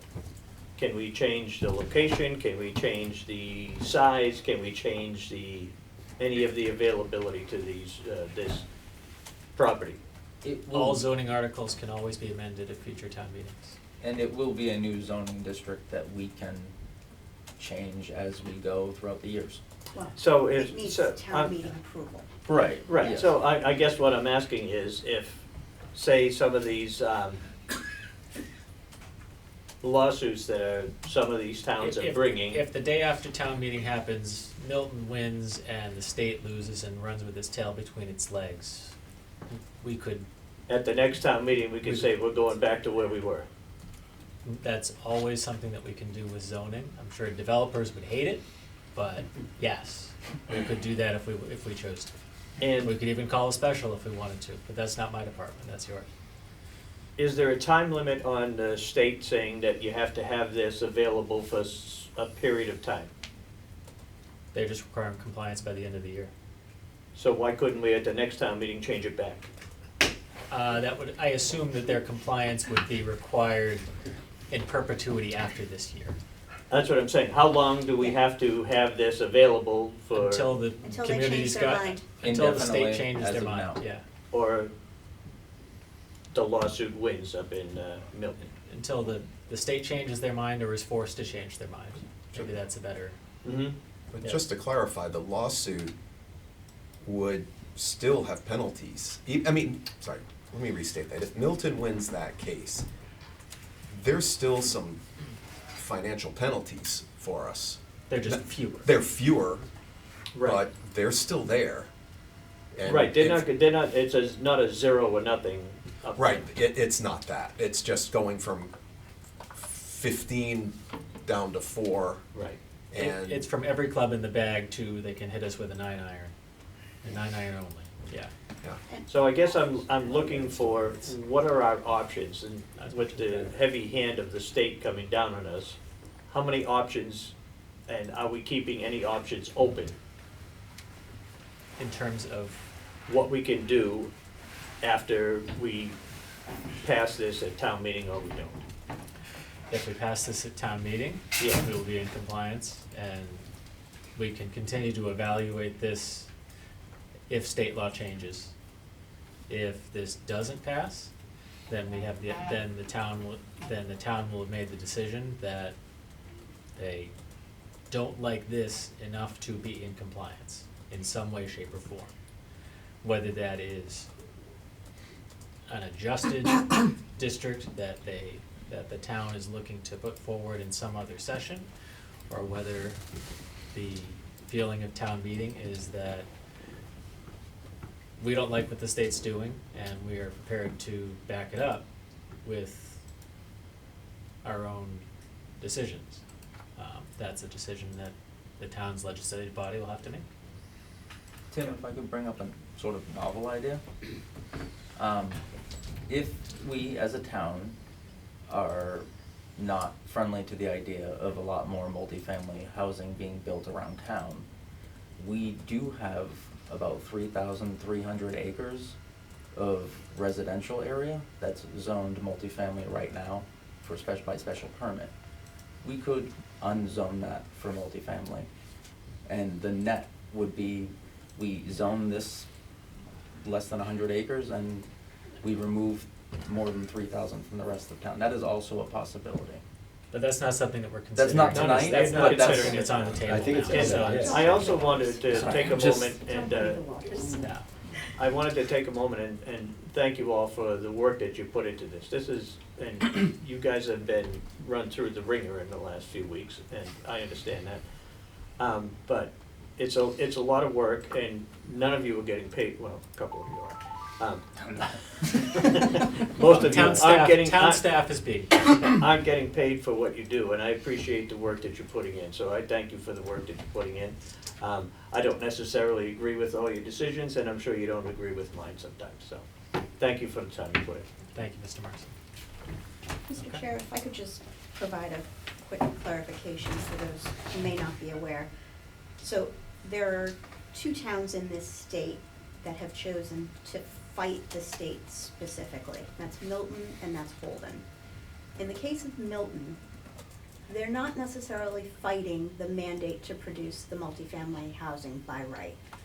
What they are fighting is the way that they have been designated. So because they have a trolley that has a capacity of 37 passengers, they were determined to be, Like, Rapid transit. yeah, rapid transit. And therefore, it is a higher threshold. They are required to produce 4 times the amount of housing than if they were just considered an MBTA community. They have stipulated they are happy to comply. They would just like to be downgraded to a more reasonable level community.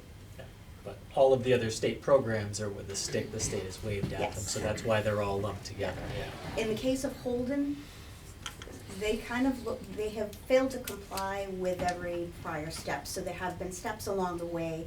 We have to submit basically a commitment to comply, and then you have to submit an action plan that shows that you are committed to complying.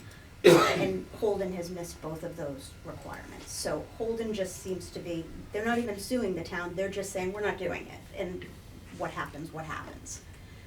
But those are the only two states in terms of the municipality fighting it. There have been several towns where town meeting has rejected the first run-through by their planning group. But they're working on complying by year end, like we did. Just to add to that too, that one of the administrators of this program at the state told me that right now 85% of all the towns that have submitted, or the municipalities that have submitted, are compliant. You know, we hear about the Miltons and some of the others, but They get the press. they're a very small percentage. Most other communities are coming in and adopting it. There's a and map, complying. somebody's tracking it online and it's updated like within a couple of days of town Yeah, and meeting. you have a town like Foxborough that it was denied at town meeting, they're bringing it back Yeah. this fall, so. Like I said, the state's swinging a big stick, so. Yes. Sir, yeah? I don't know if you wanna go. If you can just come to the podium, if you wanna point to a slide, then we can bring it up Can here. you bring up the slide? Sure. Where, If you I just guess state we're your talking name and about address getting for the rid record. of ice cream, the ice cream's location. You can state your name and Please address for the mention- record. Oh, I'm sorry, Mark Sweeney, 14 Laurel Lane. If you have that slide, that would be good. Yeah, that's the one. Okay, so what are we at right now for units? Jesus. 1,700 and change, And we only need to be at 750. yes. So The we're well PGA o- property itself is over 1,000. So if 1,500 is times 2, so we're even times 2, Yeah. 2.2 or something like that. We started with the PGA property and then we zoomed out, we're looking at everything from PGA down to Roach Brothers. Okay. And we went, we don't like Roach Brothers, take it off. So we're at the northern part of this area and we went, PGA property is the big piece. The trailer park we took out the other proposed 40B north Okay. of there. And then we went, the 40B makes sense, it's multifamily already, and then we have all of these quadplexes across the street, which are non-conforming, and they're multifamily already. Does it make sense to bring them in? So the idea right now was to get rid of the, if you want to call it the ice cream, is at the bottom of the The ice I cream call it is- PGA, the whole thing, the whole purple blob. At the bottom of the closest to 140, Do you want to point it out? you're gonna get rid of that. That, to remove that, that's the That's, proposal. that's kind of like the idea of what you're talking about tonight. That's what 12 and a half Alan acres proposed, off. yeah. That's what you, it's officially proposed. We've discussed it talked just about Okay. it. We have motion on it. What would that bring the number down to? Do we have a lot by I know you have to Yeah, we probably go do. to Serpent, but I'm just, We have it. Yeah.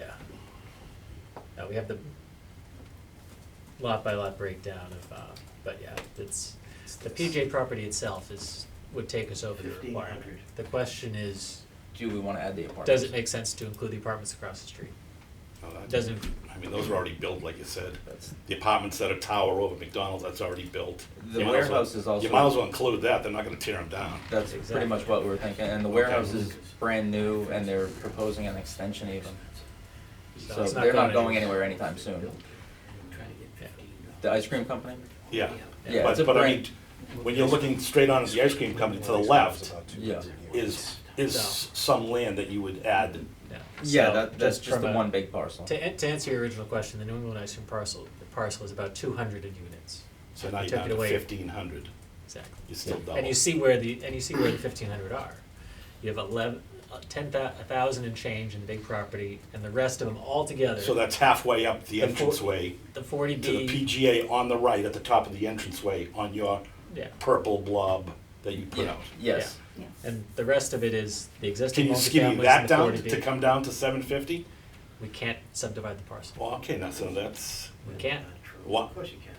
We can't subdivide Okay, a so property let me owner's ask, parcel. so, No, why?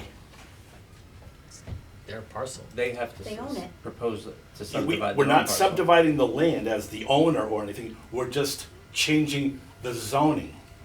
So, your proposal is to put the overlay over half of the lot? Yes, and you can do that. If you go down, pull out your zoning map, I look understand on what you're saying. West Main Street, I'm not the, sure if the, that, the village commercial sets back from the center line of the road or the edge of the road, whatever it is, 550 feet. It ignores property lines, who owns the property, how deep the parcels are. It's a 550 line that exactly parallels Right. so that means. I understand what it's you're saying. Yes. All right, so that's in conflict with what you just said, though, where you can't cut the parcel in half, because we've already been doing it on West Main by a number of 550 feet. I think it's more of a matter of the state won't allow us to subdivide. Where'd that come from? I mean, we've already got it, check out, look at your zoning map. It has nothing to do with what the state requires. So, Paul, from your perspective. You'd have to, see, that's the challenge I'm throwing up at you. I understand. That you can do, we've done it on West Main, 550 feet from the center line or the edge of the road, whatever it is. I'm talking like 12 feet. I would say, I So you would can- like to have a zoning map where there weren't parcels that had multiple zones in them.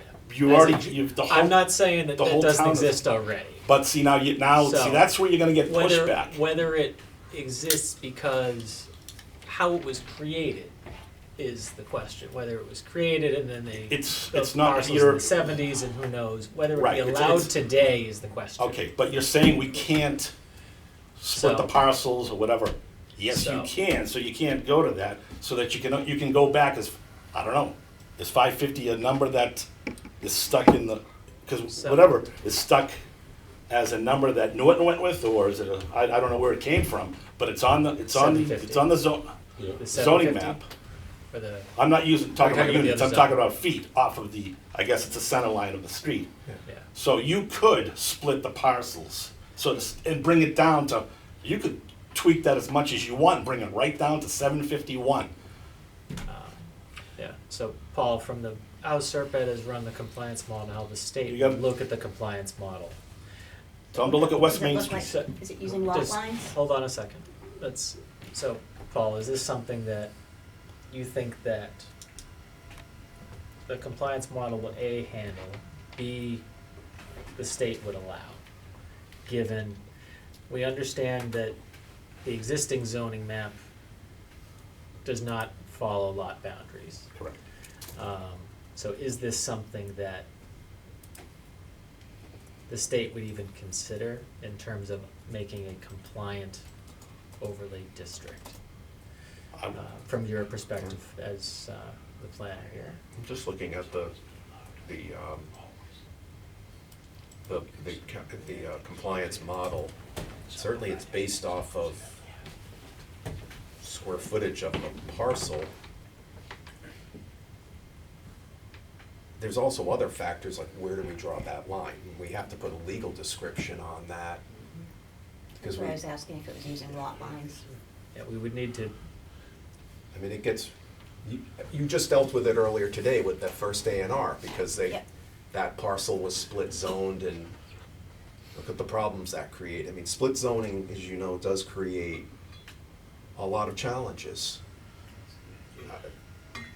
Well, if we want complexity, I'm all for promoting simple, but I don't know should that be this. Answer this question. I just look at this and at what they're using as factors for their calculations. It appears to be based off of a parcel, a So- full parcel, but I've only heard that we can only do it based on parcel, but splitting it, so, I'm not comfortable answering that at this point. okay, so at this point, Fair enough.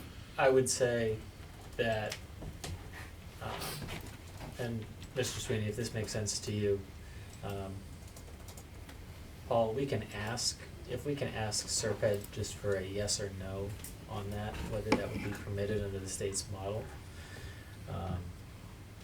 If I could add to If, this. right sorry. now, we don't know if we can be in compliance by If- doing that.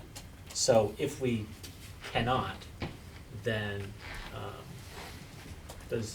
Paul, do you have Mr. Sweeney's contact information? I don't think so. No, you don't. Okay. I can give you a call tomorrow, or Okay. whenever you're ready. Yeah.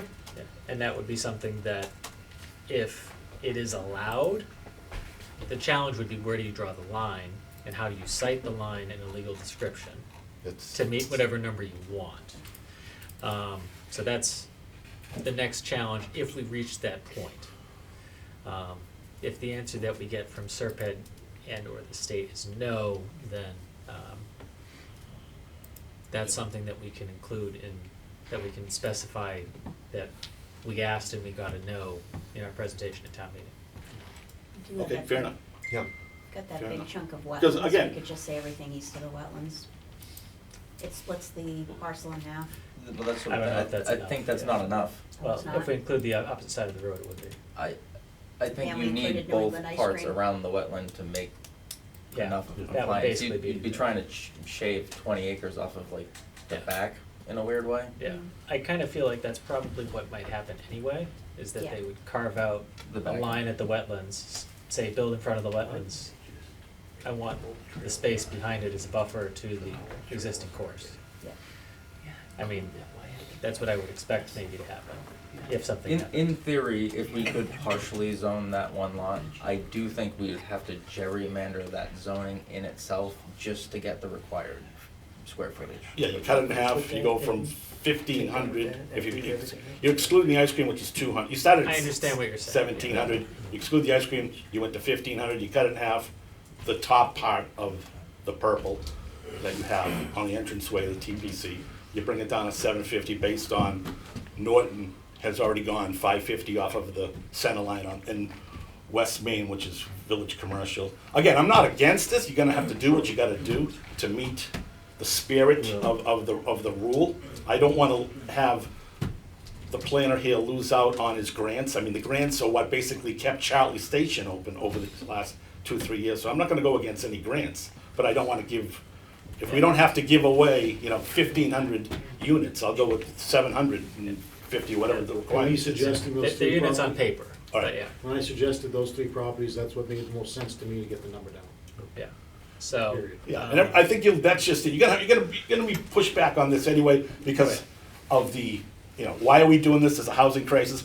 How did the housing crisis start? Well, we all know, how it started. We're all fixing somebody else's problem because they let in, I'm not gonna go down that road, you know what I mean?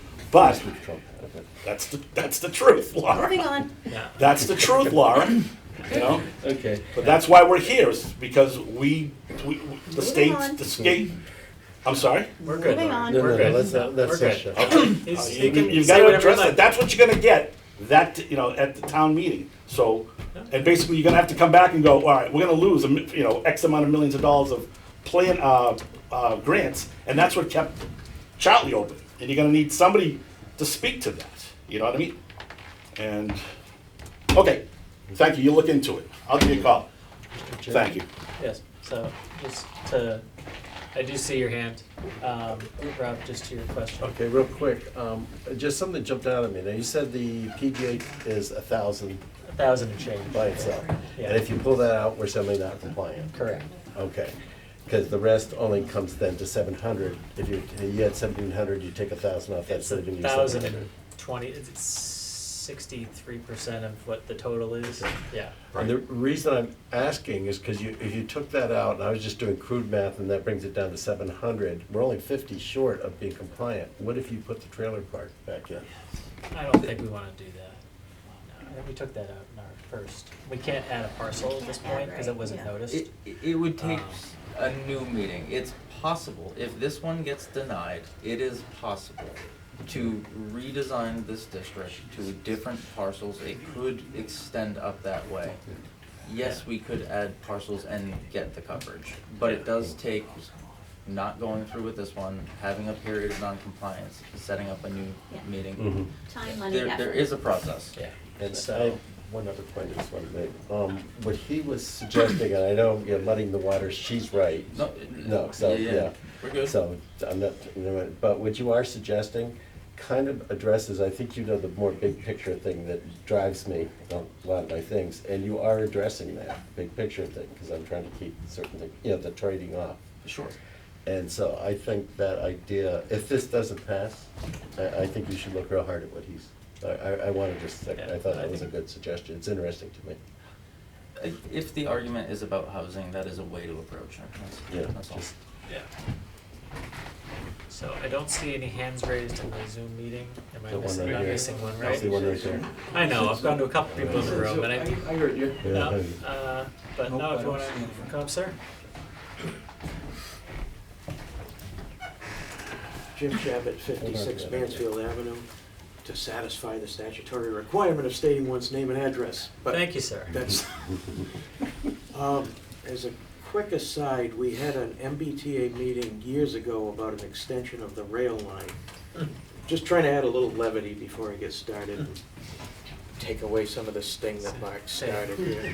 I was gonna say, I think I would expect to see flying cars first. Well, during that hearing, a man by the name of Clarence P. Rich Jr., I don't know if you've heard of him. He The walked- rich name is not unfamiliar to me. He walked up to the podium, and the person moderating the meeting said, "State your name and address for the record, sir." "I'm Butch Rich," was his answer. So anyways, I've got a bunch of things that are kind of all over the place. So maybe start with the friendly stuff. Whatever Evolve order and you'd come like. around the middle, see if we can. Whatever order you'd like, sir. First off, I guess, just to reiterate a couple of things and maybe add something to it. One, for anyone who thinks we can be a Milton, we simply cannot. It's not, we've got a few things. One, there's the grants. We could say, we don't need those grants. That's the way it is. We'd rather do without. You mentioned that option. We could say that. However, the Attorney General has said that ain't gonna end there. They will prosecute it. More importantly, and I'm sure you're familiar with, the theory of zoning is first and foremost that we have the local power to zone at the permission of the state. We do not have the right to zone. It is given to us by, what was it, enabling legislation. They gave us the permission to zone. If the state says we have to do something, we have to do it, and we need to face that. So hopefully that helped your cause a little bit. I don't think people like being told what to do even when they know they don't have a choice. I agree, but sometimes you have to realize that you can't bring a knife to a gunfight. We would lose Yes. more. Okay, we lose those grants, that's what the legislation says. Then the Attorney General says, no, we're gonna go beyond that. So say we lose all the money. The state can go one step further and say, we're gonna do special legislation, we're gonna zone it for you, done. Yep. They could, they have the power to do that, and I think people need to realize that the state is king. I think one of the things we learned in law class is that you actually need permission to sue the state. They don't have to give you permission to sue them. So anyways, it sounds like I'm arguing with you, but actually I'm No, I not. agree with you. I think one of the statements that I made in our last session when somebody said that they didn't like the state's guidelines, I said, that's why we have elections every November. Correct. I don't like that, but anyways. Clear up a couple of things. One is that we're talking about sewer being a plus. At the same time, and I probably should cover that, it appears that philosophically, we may be at odds. You were talking about, and I respect your opinion, that if they ask us to do something, we should do it in good faith, in a way that will facilitate it coming to be. And I can understand that and I can respect it. I hold the opposite view, and I'm really hoping that most of the townspeople that come to town meeting share that view, in that I think Norton's vision and Norton's commitments need to come first, and that we need to fulfill the state's mandate, we don't have a choice, but to do it in such a way that preserves Norton's vision and Norton's needs first and foremost, and complies with the state, nothing more. We don't agree, that's okay with me if it's okay with you. Okay.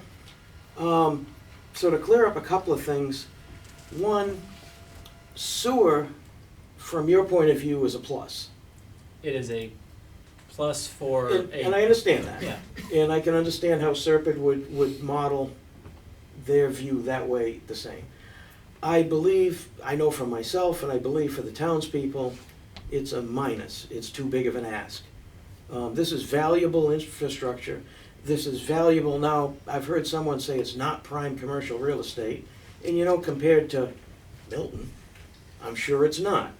But compared to any other place in Milton, this is our most valuable commercial real estate in the vicinity of Great Woods and near the Mansfield line. And there's nothing stopping them from developing commercial I agree. tomorrow. I agree. Or after this. I agree. We're both very familiar with how an overlay works. Yep. No. So, in that regard, I think sewer is too big of an ask. Sewer is not on the state's list. They specifically made provisions that we can zone it, and they still have to meet the provisions of Title V. So the state has said we have to rezone 50 acres, 15 units per acre, and you know what? If it doesn't work, we understand. That's basically what the 40A, Section 3A says. Not verbatim, but it's pretty close paraphrase. The second one is, I understand that Norton does not include wetlands in lot area. So it could be argued that we need to rezone 50 acres of dry land.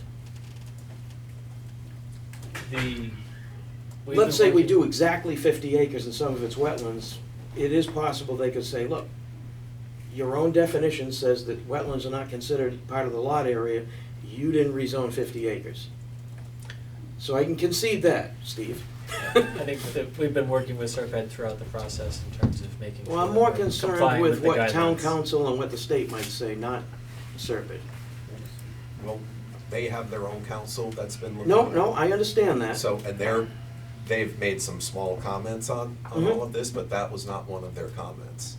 Okay, because the other thing that could be, it is altogether possible that someone comes in with a proposal, they say, I want to build 15 units per acre, and we say, we don't count wetlands. And they say, you do now. I mean, I think that's a gray area legally because it's new law. The state says we have to rezone 50 acres, Norton says wetlands don't count. We rezone 50 acres, a developer comes in, I'm gonna develop it, 15 units per acre, and you say, you don't have 50 acres. I don't think we win that one in court. So. I'm not sure the state's even going to look at that. No, I don't think the state would, and it would be down the road, and when you're dealing with multiple parcels, it's probably never gonna make case law, I suppose. But wetland buffers and areas subject to jurisdiction of the Conservation Commission, that's just land. We can't tell the people that comes off. Because as we all know, you've got a 25-foot no-build zone, 15 units per acre, you move the units over here. So that's kind of a false flag. I hope that's not too strong of a term. Land is land. If it's within the jurisdiction of the Conservation Commission, it's with it. I don't see that as possibly being a factor regarding how the state looks at it. No, the state model doesn't. Correct. So I just, point of clarification, I guess. And poor old Mark is 100% right. What you can't do is own a single parcel. Possibly if it's sufficient size, but if you rezone a single parcel, the courts have ruled many times that's spot zoning. It's one of the reasons that we've drawn arbitrary lines. It's one of the reasons we've not followed parcels and lot lines. In recent years, we have followed parcels and lot lines. Sorry, that's just lazy. It just doesn't work that way. Would it be hard to describe? No. If you wanted 50 acres, you could say from the intersection of Arnold Palmer Drive and Mansfield Avenue, extending a distance of X amount of feet, so many feet back from the center line, you're done. That's it. somebody draws a line on the map, they hash it all in, and it's done. It's not that hard. You take those two dimensions, you multiply, you divide it by 43,560, and you know how many acres it is. It's a pretty simple calculation. I think the point was that in this meeting tonight, Oh, I would no, have no, idea, A, if I can draw that line, or B, where it would go. Tonight, you're right. Is it too late? Yes and no. I think and I hope that the townspeople are gonna vote, we don't need this, it's too big of an ask. That's my position, it's just too big of an ask.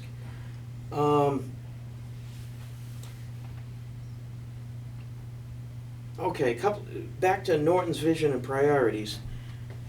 And what I wrote down is Norton's vision and priorities don't fit on a spreadsheet. Serpent's not aware of our visions and priorities. Townspeople are.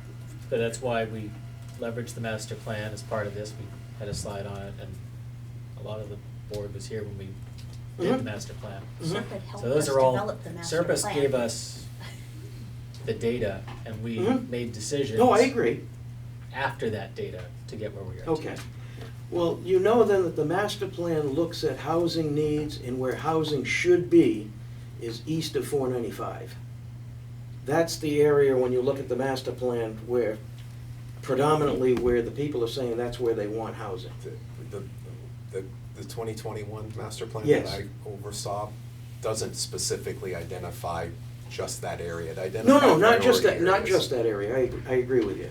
But, and I'm sure you're familiar with the, what was it, the wish list use area, use map with a different color. I think housing was what, was it yellow? I think.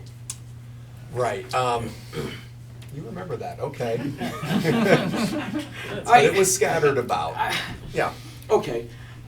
I sat where Tim sits in a different building. I oversaw a very unpopular zoning change. It failed to get the recommendation of FinCom. It failed to get the recommendation of town meeting. I failed at my reelection attempt in April. So I've been here. It worked out better for Norton. I can say that because the one who beat me in the election was Dorothy Freeman. Hers was the vision of village commercial. She was the first one to bring it to Norton and to spearhead the effort. So I lost the election, I was hurt, I cried. I don't drink, so I didn't cry in my beer, but I certainly cried because it hurts. But it was better for Norton. And what I'm arguing for tonight is to try to get something better for Norton. That said, I believe we've got a pretty big commitment to the Eureka property on Elm Street. We could draw a line at Elm Street, go back, whatever it is, and come up with 25 acres. That would do a couple of things. That would give the state or a developer a piece of property that sorely needs to get cleaned up, straightened out, and built upon. It would also possibly save us from having to pay to put a sewer down Elm Street. Because if we didn't do the sewer on Elm Street, which I believe part of the reason we're doing that is to help clean up that property and to entice someone to come in. If we were to use this overlay district in that property, that area, then someone could come in, develop it, and because, 15 units an acre, you can buy a sewer for us. If I could address directly that. I was gonna say, for the purposes of this warrant article. Oh, absolutely. Has been noticed for these properties, so we can't I agree. pick a new district. I agree. I'm talking, hopefully we're gonna have a special town meeting after the fall, before the first of the year. Hopefully we're gonna say this is too big of an ask. I know you put a lot of work into it. I'm not discounting that in any way, and I hope I'm being as respectful as I should be. I appreciate your thoughts. But at the same time, speaking my mind. I think the time for those thoughts was in March and April. So. No, we've got time. We can go past the end of the year if we have to. We've got time. We need to do it right. It's more important to get this right for the future of Norton than it is for whatever they penalize us. We'll take the hit if we have to. Okay. The other 25 acres, I would suggest, just east of 495 on the left-hand side, there's already a good-sized apartment complex there. Rezone 25 acres there. You've got the problem solved. You've got a place for high-density residential units, and you're not adversely affecting the town. What I won't speak to tonight is the absolute fiscal disaster that we are looking at if this goes wrong. I'll save those comments for the FinCom meeting, where it's probably more appropriately addressed. And I think, and I realize that goes beyond the scope, but I said we couldn't be a Milton. Does that help? Oh, that's fine. Okay. And 1, 2, 3, 4. I finished my list. Okay. Thank you for your time. Time's up. Any additional comments from anybody in the Zoom meeting or here in the room? Yes, Peter J. Wiggins, 157 Richmond Avenue. Mary Norton, and there was talk back in 1995 that the MTA were to have a line from Amber to something that will cut through Norton, but that never got approved. Thank you, Peter. Correct, Peter. Okay. Thank We better repropose it now. Okay. So, not seeing any further public comments at this point. I'll come back to members of the board here. That's just Peter, yeah, he's still got his, so, at the meeting this evening, we would be making a decision on what we're submitting to FinCom ahead of town meeting. So, Paul, if you wanna pull the parcel map back up here, I think that we have 2 points here. One is, are there any changes to the bylaw language that we wanted to propose at this point? I don't think there are, we haven't talked about any. So if we're crossing that off the list, then. I just figured I'd wait until we were done talking about the size of the parcels. No. You have more? Not really, not much. I already sent my last thing to Paul like a week ago, but the Serpent has not updated the thing that they sent out. So, as far as the use table, there's just a couple. What were the tweaks. tweaks? I think because they wrote about the duplex coming off and that kind of thing. Me and Paul briefly talked about the idea of single family and duplex homes, but then that didn't come out. So it's just a cleanup of the list. Okay. But they have, I think, a couple of the uses on the wrong floor. Is it a cleanup based on what we talked about, or is there an additional change that wasn't part of our discussions? It's essentially just like a couple of the minor retail uses being allowed on upper floors, as opposed, like on any floor. Okay. I have a version of it I sent to Paul earlier today, if he wants to show it, but essentially it's the same thing. Okay, I'll Yeah, pull that why don't we up. go back to the, do you have that in front of you? Or is that, or do we wanna go to the parcels and take that off first? When do we do the parcels first? Okay, Sorry, So- this has been acting up. no worries. So, from the parcel specific,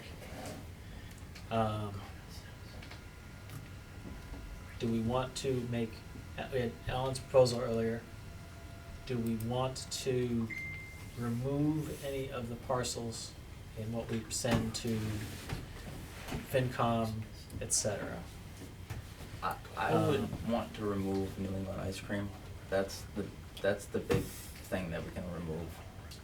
The two parcels Alan recommended, although they might be 3 acres, 4 acres at most together. I don't know what the They speak to game kind of the is. same idea of But taking they are. things that aren't existing multifamily. Well, the 40B is, The but 40B is, yeah, but the question becomes. I so don't think that's- that one business is gonna become a multifamily anytime soon, but Yeah, so the question, I guess, would become, do we wanna take those off tonight, which means they won't appear on the warrant, or they won't appear in the, they won't appear in the warrant, so they're not gonna be in front of town meeting at all. It means they wouldn't be part of whatever goes to FinCom. If we decide to evaluate chop the PGA property with the overlay line, that means they're not included in the calculations in terms of where we would put that line. We might need to put New England ice cream back in, depending upon where the line is, Where we wanted to put the line. where we want to put the line. So, the choice is do it now, not do it now. If we have strong feelings about the cutting the parcel in half with the overlay and doing the split zoning, they're all tied together. I know. I'm personally not a fan of putting the zoning halfway through a parcel. If it were to come to the drastic part of it, I would rather zone another set of parcels than create a half-zone parcel. It's just not really, because I don't think it's going 500 or whatever feet through all the rest of the parcels along the district either. It's just one lot that's gonna have a square in it. It's arbitrary. It's very arbitrary for one specific parcel. Okay. I also believe, I mean, we talked about our number several times with Serped. I think if there was the possibility of being able to subdivide the overlay, they would have suggested that months ago. Potentially. I mean, they And if we get they the- were in the discussion where we decided to include New England ice cream. Right. Yeah, so the question would be, we are in front of FinCom on Monday, Oh, it's this Monday? it's the 30th. Don't, So, shouldn't make any changes then. October's right around the corner. yeah, so essentially, if we can leave it as it is now, Mhm. A, we can remove parcels, B, tonight. Those are the two options we have tonight. We can choose if we, Do we have the option to defer FinCom to the following meeting so that we have clarity from, I don't know when the actual warrant hard deadline is. Do you have that written down, Paul? I know you had I the do, chart But I've of been all told the- I need to get your recommendation by Friday. I mean, we could do within 48 hours, we could do an emergency meeting, everybody gets We on would have to Zoom and do we it make a Friday, Laura, determination. because we have the joint meeting Thursday. What's that? We have joint meeting Thursday, so we have to do it Friday.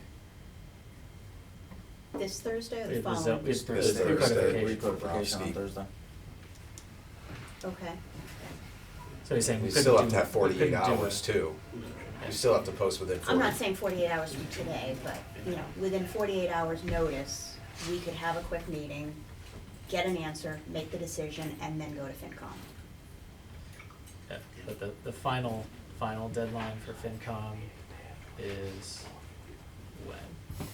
Not for FinCom, for the warrant.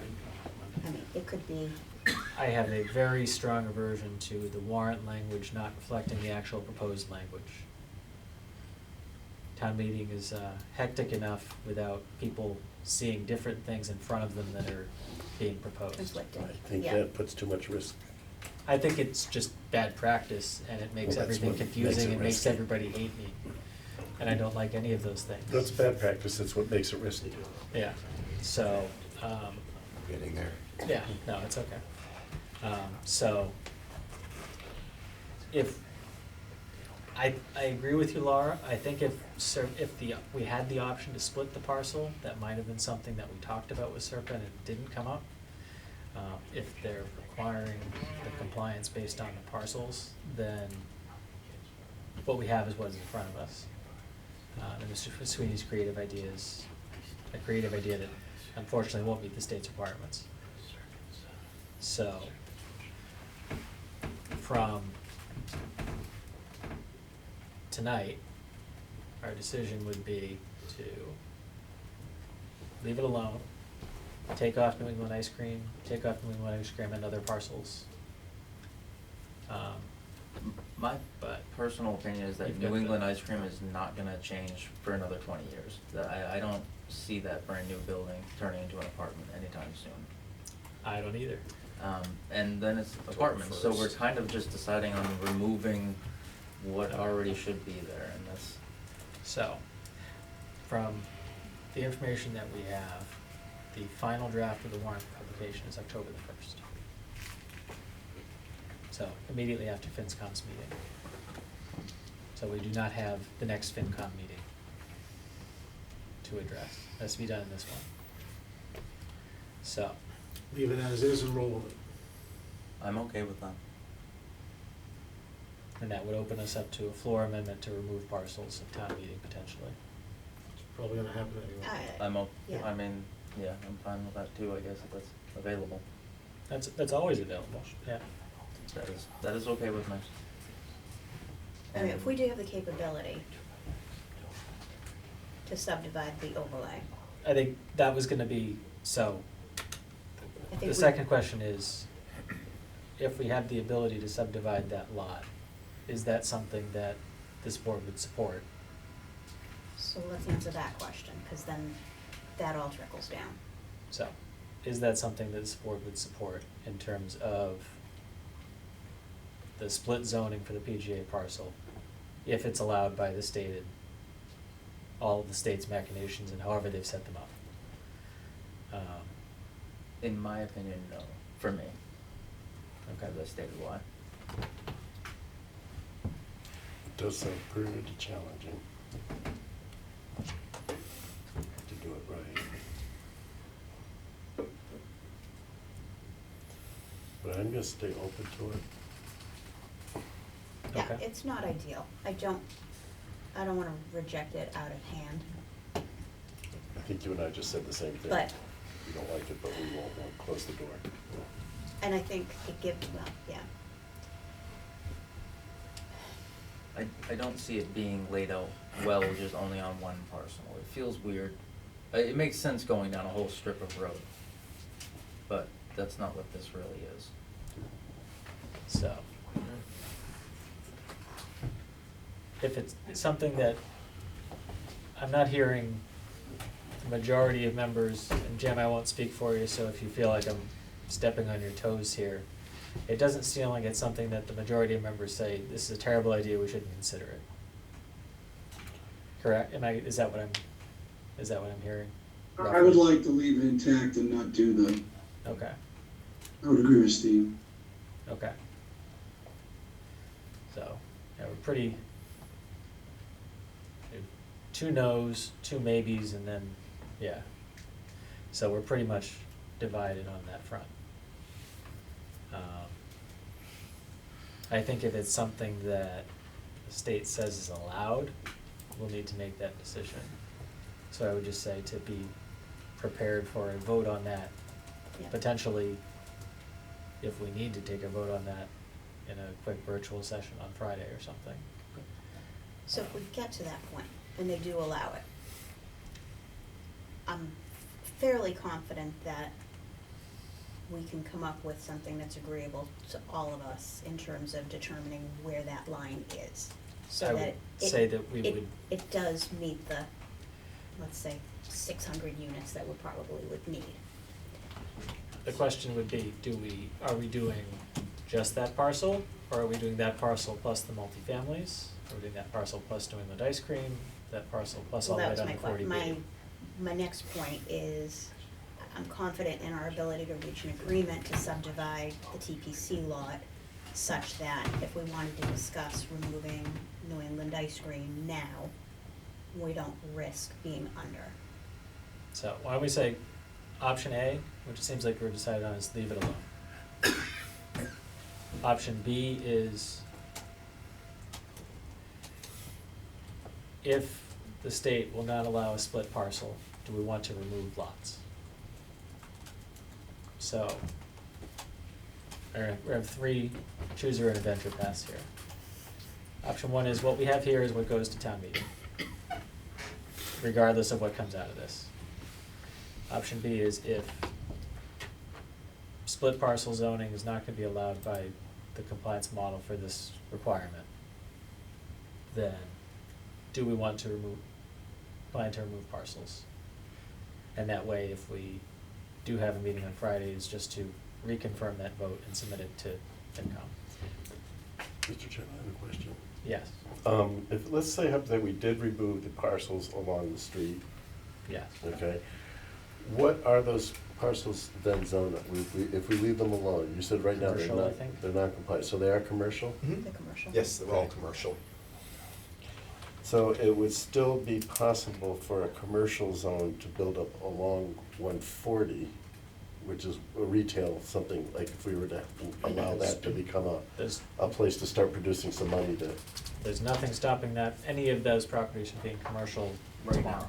okay. There's nothing stopping anybody from leasing a space at Great Woods Plaza. Mhm. What it That's is, empty. what is the difference is that The owner is. without this district, What? without this district, if one of those properties want to add commercial, they have to give up their multifamily. They, Mhm. they can't cannot go do a back. top They of lose the their shop, they grandfather. don't Yeah, get to it do wouldn't that. be a heartbreak though. Well, it's unlikely they're gonna, It's income they producing. might not Yeah. develop. It depends on who owns it Yeah, so, and their feelings. so if split zoning is not be permitted, then we would, do we want to entertain a proposal for reduced, cutting some lots? We've heard New England Ice Cream, we've heard the 40B, and maybe the parcel next to it. Alan, you had those parcels written. Got 'em. Solely because it gets the number down a little, Yep. and it made sense to me at the time. And my question was actually kind of, his plan is sounding a little attractive. I was trying to say what would we be left with? Because, yeah, we are giving up those apartments, you know, not having them count for us. But, Well, I guess Alan's proposal was to leave the existing quadplexes in the Yeah. overlay. Well, could I ask Oh, okay. Was it? Oh, the sorry. big 40B and the business that Oil. you're proposing, if that is 4 acres, how many units are we actually talking about? Like Nothing. 60 units, The- maybe? It's, It's- does it make a big impact on the numbers? I don't think it Does it really help- does skews it- our number down. Is You add the- 3 of them together, it does a little. But the message is we've taken everything that isn't multifamily and isn't the PGA parcel off the list. Right, and it shows that we were listening to the public. That's the message. I mean, does it make sense for the 40B property to be in this multifamily centric overlay district? Probably. Does it Need make to a be? difference Yeah. to keep them out of it? No. So, So just so you know, 199 Mansfield, which is the oil, it is, the model unit capacity is 94. I'm reading that right? Yeah, 94. And 195, 195, which is the 40B, 166. New England Ice Cream was 200? About 200, I think 195. Seems like the ice cream parcel is much bigger than the 40B parcel. so we're talking, Feel incorrect, something. but, so, I wouldn't have thought they were comparable. so we have the proposal. 500 units come off approximately, Yeah. just south of. Yeah, so if split parcel zoning is not permitted, is that what we want to recommend to town meeting? I'm okay with it. With taking the 3? Yeah. It takes some sting out of it. Yeah. It's Okay. 500 units, it is not an insubstantial number. Don't know when you add the 3 of them It's not together. gonna, actually, in what And would we still have potentially be some- built, does it make a difference? Probably not. No. Not at all, and it still gives us buffers. Yeah. Yeah, okay. So, no objections, I'll put this to a vote. Can we wanna make a motion to that effect? Alan, would you? So moved. Okay, Seconded. Oh. okay. So we have a motion and a second. So if split parcel zoning is not allowed, we would remove New England Ice Cream, the 40B, and the property immediately adjacent to the 40B from the overlay for submittal to town meeting. So I'll go down the roll here. Rob? I actually would say yes to that. Eric? Yes. Steve? Yes. Laura? Yes. Alan? Yes. Jim? Yes. And I vote yes. Okay. So, that is our default. If we learn that split parcel zoning is an option, then I would recommend that we leave them as is for now. And then we would look for Paul, if that is an option, if you and Serpent can come up with an agreeable boundary that would meet the state requirement, given the existing parcels and a portion of the PPA. And then if it is an option, then the board can vote to either go with our default or to go with the split. And that's it. I do think for what we can resolve tonight, that's as good as you can get. Okay.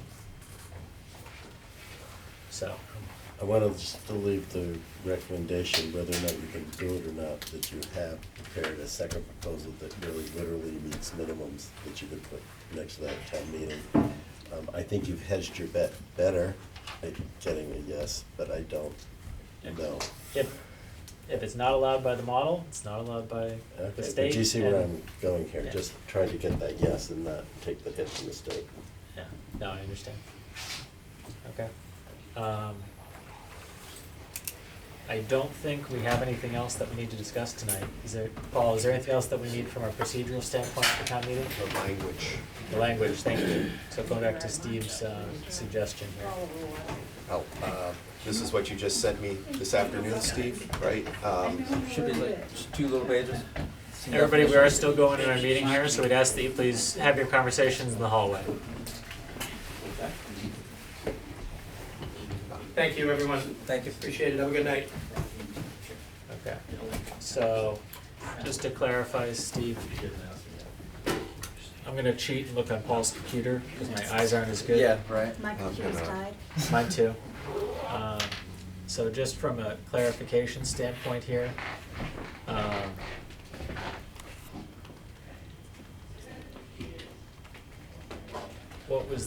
what did we move? It's, like I said, it's just a couple differences of what's allowed on any floor. Yeah, just a chair. We're good. Okay, so where is the change? Is it in the table? You have to look at the other sheet to see the Other change sheet. at the scene. Like, you'd have to look at the Serpent thing compared to this one. So what is, But essentially, it's allowed on any floor would be artisan food and beverage, artisan studios, small scale recreation. Those would be allowed to go to any floor. Whereas general retail stores, full scale restaurants, and health and recreational clubs are on the bottom.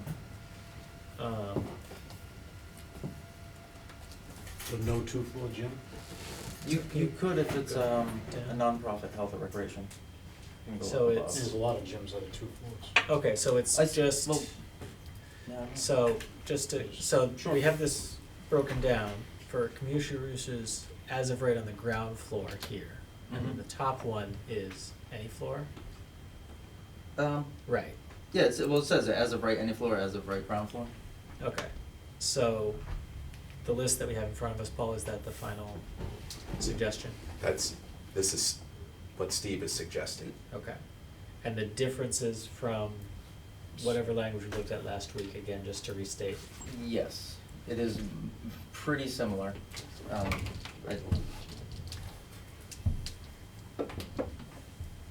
And, yeah, I don't know if you can, Yeah, I'll share that.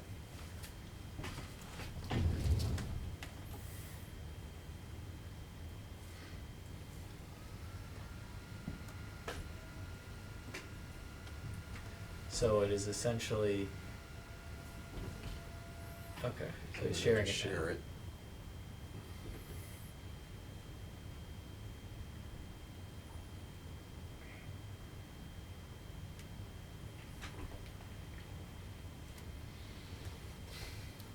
So this is the existing language. Right, that was shared with you last week. And so, So what I'm seeing is the ground- restaurants moving to ground floor, oh no, it's switched now. that's ground floor. So, The tables are switched. right, this is what Serpent is given. So the top is ground floor, and so you're already allowed, I should scroll up here, so as of right uses, be multifamily, top of shop housing and mixed use development. Duplexes, it won't count toward the unit count. So we probably wanna take, that comment came from their council. Okay, So I would suggest we That's why I probably said we take drop that. duplexes out. okay, So let me do That's fine. that. since we're We'll already have to saying edit, multifamily developments or dwellings are allowed, that seems a little bit redundant, but Well, that's fine. duplex is not Yeah, it's, multifamily.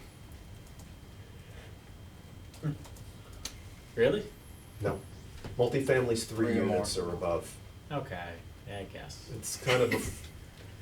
You're going by yeah. the Webster definition of multi, aren't you? Multi involves more than one, One, yes. yes. No, you're right, you're right. Well, the state should reconsider that. No, it's okay, that's, Okay, so those are basically the multifamily uses according to what Serpent has on top of the shop housing. so that was the request from Serpent Council, fine. Yeah, and now for as of right ground floor, for recreational uses, you see a list there. And then there are some commercial retail uses that they identify. And then adding commercial uses, food uses, artisanal food, restaurants, that sort of thing. Right. Do we have the cord to move this in front of us? Is there enough cord? Yes. Then Not they wanna much, move the but monitor yes. so they can see it. Okay. I can also zoom in.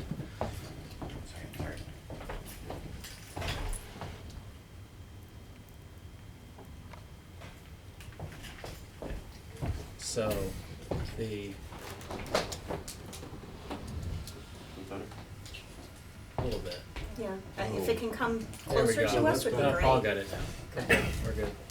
That's good. Sorry, I just don't wanna, we're out of cord, we're out of cord. Yeah, we're moving the power strip. Okay. So I think we're good. Thank you. So, the difference, so this is the language. Is there anything else from Serpent to change? Yeah, there were some other things in there, I think are pretty straightforward. It's this issue about what goes above, the first floor. Again, your call. I've been thinking about this and I crudely, and I apologize for putting this in crudely in my comments that you may have seen, but I think when we start getting into too many uses above the second floor, like commercial, my feeling is that it's just not very likely it'll ever happen. Why wouldn't we just focus it on the first floor and keep residential up from floors 2 and above, just to keep it simple? That's just my 2 cents. Well, again, that's why Yeah. I sort of revamped it Yeah. from where the uses are. So this doesn't reflect my last, it's a couple ago. Yeah, this came in before your latest Right. changes, so. So I agreed that like, the commercial uses that go above the first floor should be the lighter varieties, like a teacher playing guitar or, a basket weaver or something like that. That's sort of the Yeah. artisan manufacturing Sure. is that. And, As long as it's not an electric guitar. I don't wanna prohibit, like eating on the rooftop deck type of thing, so that's where it's sort of like artisan food and beverage, but I don't necessarily think an Applebee's or something needs to go up there. So that's why I kept the Yeah. heavier stuff on the bottom. A Walmart can go on the bottom, but it has to be a specialty store to go above.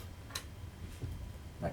So do we wanna show that? I would like to reflect on the last one and see what everybody's feeling So on your that change, version. go back to your change then? The one that was just on the screen a moment ago. Okay.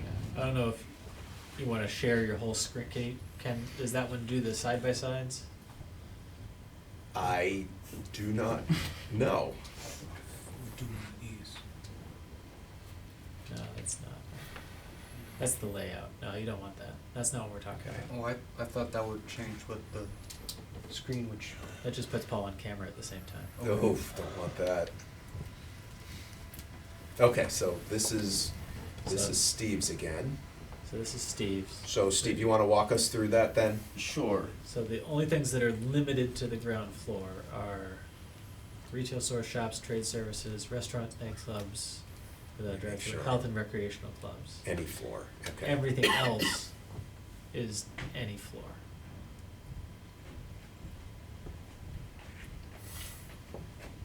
And it did include the definitions, if he scrolls up. Yeah. So that's the, I think we're trying to go in the same direction, it's just how we get there and what we decide on here, in terms of, I think the previous version was more restrictive on items that listed that can only be Yeah. on the ground floor, and this one is more, it puts some things only on the bottom floor, but maybe not a couple of the other ones that Serped had there originally. Well, when Serpent's original version of this had a lot more stuff in it, and Oh, yeah. we already cut it down, and I just rearranged it again. Yeah. So it's just really just my fault for rearranging it 3 or 4 times. Stop it. Sorry. So, so the changes being that, I'll say I'm gonna call it Steve's version because it's Steve's version. No problem. Has a little bit more flexibility for some of the commercial uses to be on any floor. What is a shop? Serped's is a little bit more. What is a shop? Yeah, got retail Retail stores store and shop. then shops. That's how it's written in our uses table. It's Yeah. I So- imagine like just a trade And shop, why would you a copy craftsman our shop. uses table? Oh, I know, my mistake. Getting all So, learned. so I'll say Steve's version has a little bit more things on any floor, but it's still keeping the heavier stuff down. Serped's, I think, is a little less permissible for the other uses above the ground floor, but from a material difference in terms of what would actually execute, to your point, Paul, it may not make a whole lot of a difference, but. That's my thought. I mean, in this area, there's certainly no harm in putting it in. It's just, Now, did we say we can't mix residential and commercial uses on a floor? Or did we take that out? We talked about. We took that out. You can mix. You can make You can it. mix, okay. And if I could add something else that I noticed that hasn't been brought up yet by anybody. We have a description for top of the shop housing and a bonus that applies to top of the shop housing. We have a description for mixed use and a bonus that applies to mixed use. But somehow they are not correlated into the same entity. They're Yeah. two different definitions. you're saying. Right. And I kind of, on my list, I added them just into the same thing. We should define that within this district, all top of the shop housing is a mixed-use building. Not that they are separate entities, but that all top of the shop housing may act as a mixed-use building within this district. That's kind of the key there. They shouldn't actually exist as separate entities. So, The list that I have takes into account. okay. The percentages and everything, they work depending on whether it's a 3-story, 4-story, or 5-story. So everything can be positioned. I sent Paul like a loose sort of what the buildings would look like if they were spread out with uses all around them. Okay. And the The reason I can models. So- think of that they would separate it is all top of the shop is mixed use, but not all mixed use is top of the shop. Right, but the way we define it in what this bylaw is that if you've applied as a top of the shop, you're eligible for one bonus but not the other. And if you're applied to us as a mixed use, you're eligible for one bonus and not the top of the shop one. But they do the same thing. No, but you can't combine them if you can't get both. I think we didn't want them to combine them unless they got Right. affordable. We intentionally did it that way so that they only got one bonus unless they added the affordable component. Well, that's the point. They don't have the option to do both. We were Right, we supposed to. didn't want them to. No, if they provide commercial and add an affordable bonus, they earn 2 separate bonus floors. That's how it's written. Yeah, But- and that's what we wanted. But our definitions don't define them as the same building. If you apply to us as a mixed use, you can't apply for the mixed use bonus because you're not a mixed use. Like, for some reason, we've defined them in different ways. top of the shop. Right, which strictly says that it's not mixed use. The housing has to be above the commercial. And the thing that makes it mixed use is us going above the 3 stories, Oh. like it's kind I of. see, because our original definition of top of the shop from Village Center Which is why I'm Core saying. doesn't allow it. All top of the shop housing within this district is automatically qualifying as a mixed use building, that's how it should read to me. Okay, Okay. so we should just say, I get it now. I just thought it was implied, really. I think what you're implying is that the mixed use could not follow the retail on the bottom. Yeah, and that they won't have the same There could be percentages, some- they don't follow the same rules. That's they the, don't- so, The way I I think that wrote it I don't, fixes that. I don't have an objection to inserting language specifying that top of the shop qualifies as mixed use in this district. I don't think any of us care if that's there, because it's what we intended, it's just making sure that we're Specific. not sending somebody around semantic circles. Okay. So- And the only other thing is that we requested, I think it was 50% of the building be for residential. And I lowered that to 40% for a 5-story building that's 2 floors. No, 2.5. I think I liked the 50. I don't know, it just kind of skews across the building weird. I think if we were looking at, and when you go below half, then you're saying it's, Well, because one of the things Yeah. also, as a community, we're not actually really trying to push them to build residential. We want them to build commercial. We have a 20% commercial requirement and a 40% residential, and then another 40% they can do what they want with. yeah. I think if we And- just kept it at 50, that would, at least we're saying it's still, at least half of it has to be residential, which, from a compliance perspective with the state. I mean, this is all about them driving Yeah. for multifamily development. But we're not limiting their residential, we're just not requiring it. That doesn't go against their mandate. Right, this is just saying for mixed use at top of the shop. So why don't we only require 40% of the residential, and they don't have to go beyond that if they don't want to. That's just more units or more people if they don't feel like supplying that amount of the property to residential. That's not, we're not mandated to do that, but it does just kind of fit the building in a way Yeah. more I- evenly. I mean, in theoretically, or in practicality, somebody came to us with a proposal and said, I'm only gonna have 42% residential. We can provide them a waiver. Right, but if we were gonna do that, why even just go for the 50? I mean, we are asking them to give more residential than commercial, but, or at least half, like, we don't have to have that fight. I think we settled on 50, we went forward with it, I think, I think it's too late in the game to start I think, tweaking the 50 numbers means it's- again. It's a multifamily It's too property, late. and it's at least majority or half multifamily, in a multifamily targeted zone. That's kind of how Okay. I feel about I'm it. losing bandwidth. That's fair. Yeah, I think that makes sense. So, is the last one the use table? That's the last question. So we covered Is it- the clarification on mixed use versus top of the shop, Mm-hmm. and we've covered the Um, number. So the use table is the piece where we just wanna are we, right now, these in the Steve version, this is all that's limited to as of right on the ground floor. And then everything else above that, Paul. So we get back into No, that. you're good, you're on the right thing. You're still sharing it, so you never stop. So we. Everything else would be allowed on any floor from a commercial use. So, Mhm. nothing on this list screams it shouldn't be on the second floor. The other thing is just the wording. Density bonus should be just changed to like development bonus.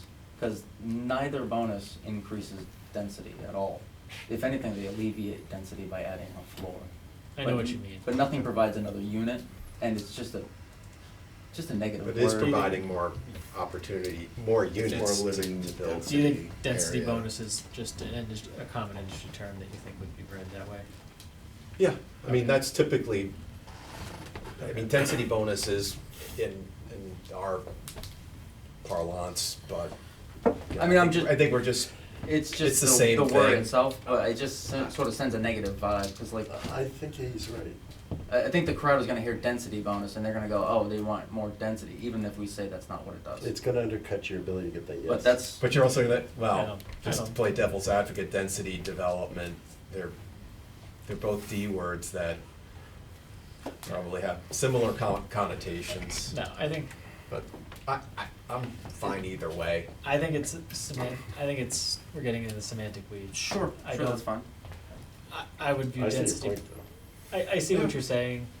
Oh, It doesn't necessarily, density in the linear standpoint doesn't really do that.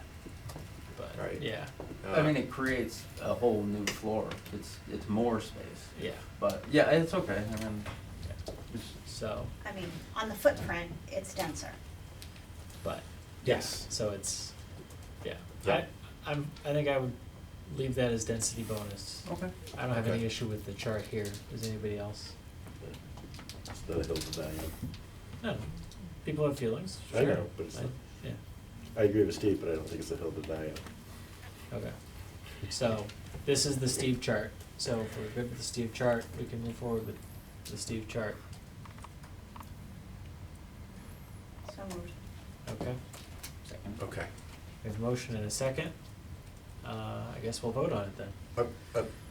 Sorry, just, right.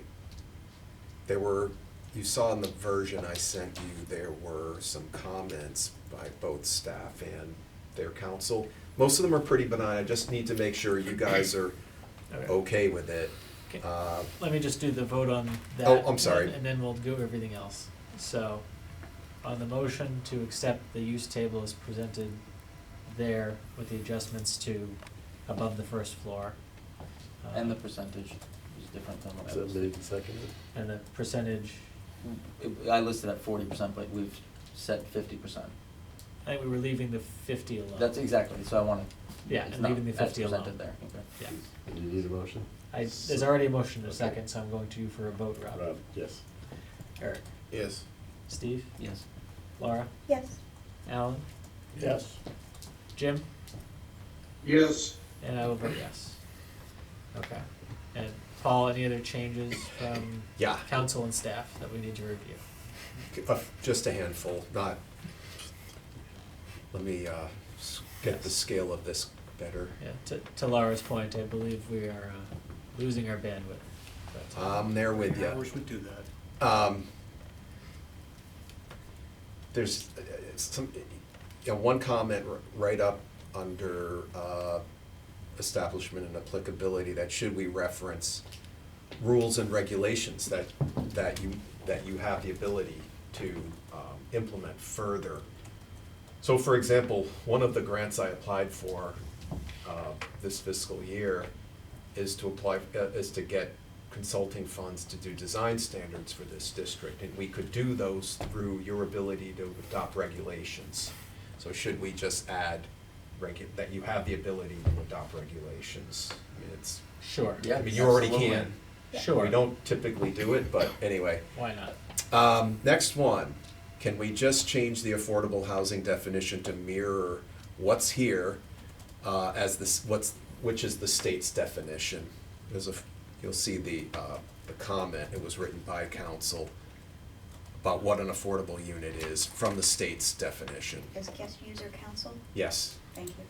I mean, if we weren't using the state's definition for affordable using, I don't know why we weren't, so Yeah, that's let's fine. do it. Yeah. Yep. That's 2, you're at 5. Good. There's more, but if we have to. I'm gonna go skip this. This is regarding electric vehicle charging stations, because it gets picked up later, but if whatever change we make will affect this. Paul, before we skip past it, because we just went past the permitted uses in the district, I recommended cluster development and common driveway be added as by right. I don't know if we want to add that or not, but cluster development is not allowed in the commercial district right now. Excluded, clusters Well- are excluded, and this is just as of right, so common Yeah. driveway would be special permit. Well, multifamily always says excluding cluster Yeah. development, that's in our uses chart. But what I mean is, would we allow a multifamily cluster development so that the multifamilies there can move? Okay, so that's different from what we've defined elsewhere in our bylaw for what a cluster development is. It's typically, well, I think, the Pine Street development fell under as a cluster. Yes. Mhm. But that's not what this district is about.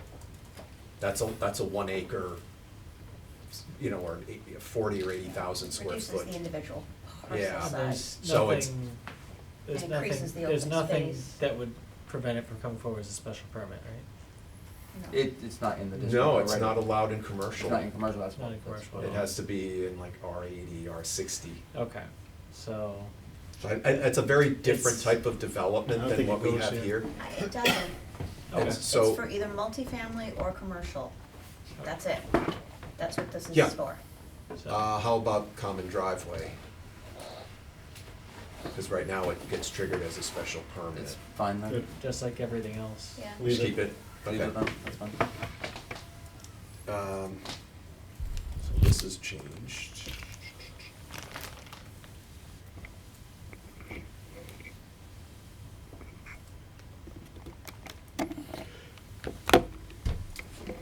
They just have a question about, should this, let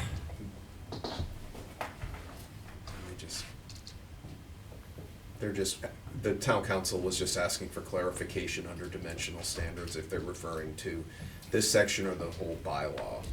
And I think we meant to say in the, notwithstanding anything to the contrary in the zoning bylaw, Article 6, Yes, because this is different from that.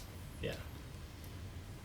Good clarification from Serpent Council, but Yeah, I Fine. had the chance to work with this attorney when I was in Fairhaven, he's quite good.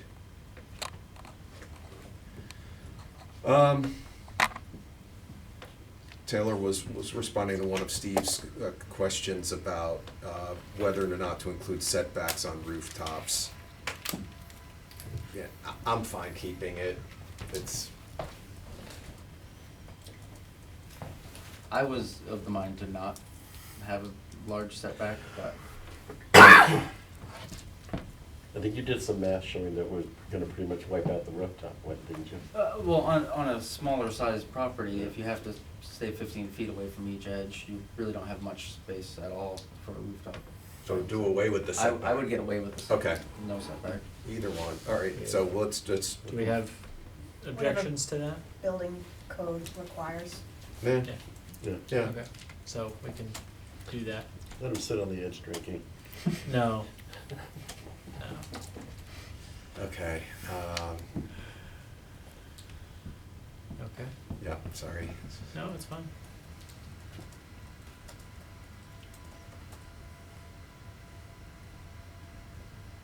We're almost there.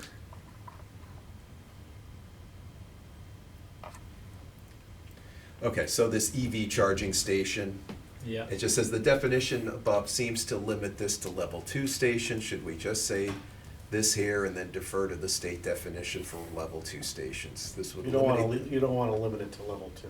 Right, and he's just saying, this would eliminate the need to change this in the future and avoid confusion Do it. and need to change it. Level 3s are almost, you have to have them, depending on what you're driving or need to charge anything quickly. Especially if it's commercial, you have to have ability to put a level 3 in. so we don't wanna limit this to level 2 definition. That is, Definitely do not want to. so our opinion is no. Level 2 is almost unusable. Technology is changing quickly, isn't it? Well, this would bring a 10 now. Camp Alpha.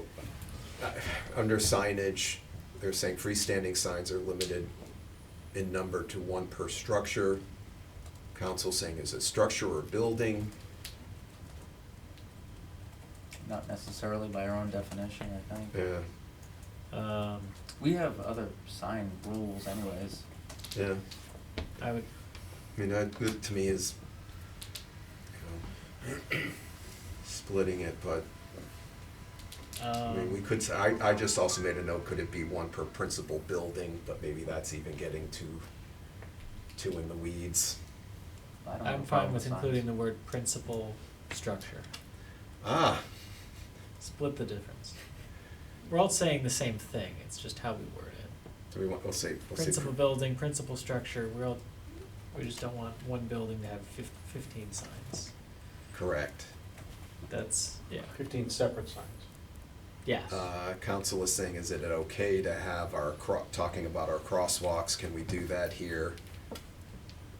He's like, wouldn't that be regulated elsewhere? Like, I think it's fine, we did something similar with Village Center. Leave it.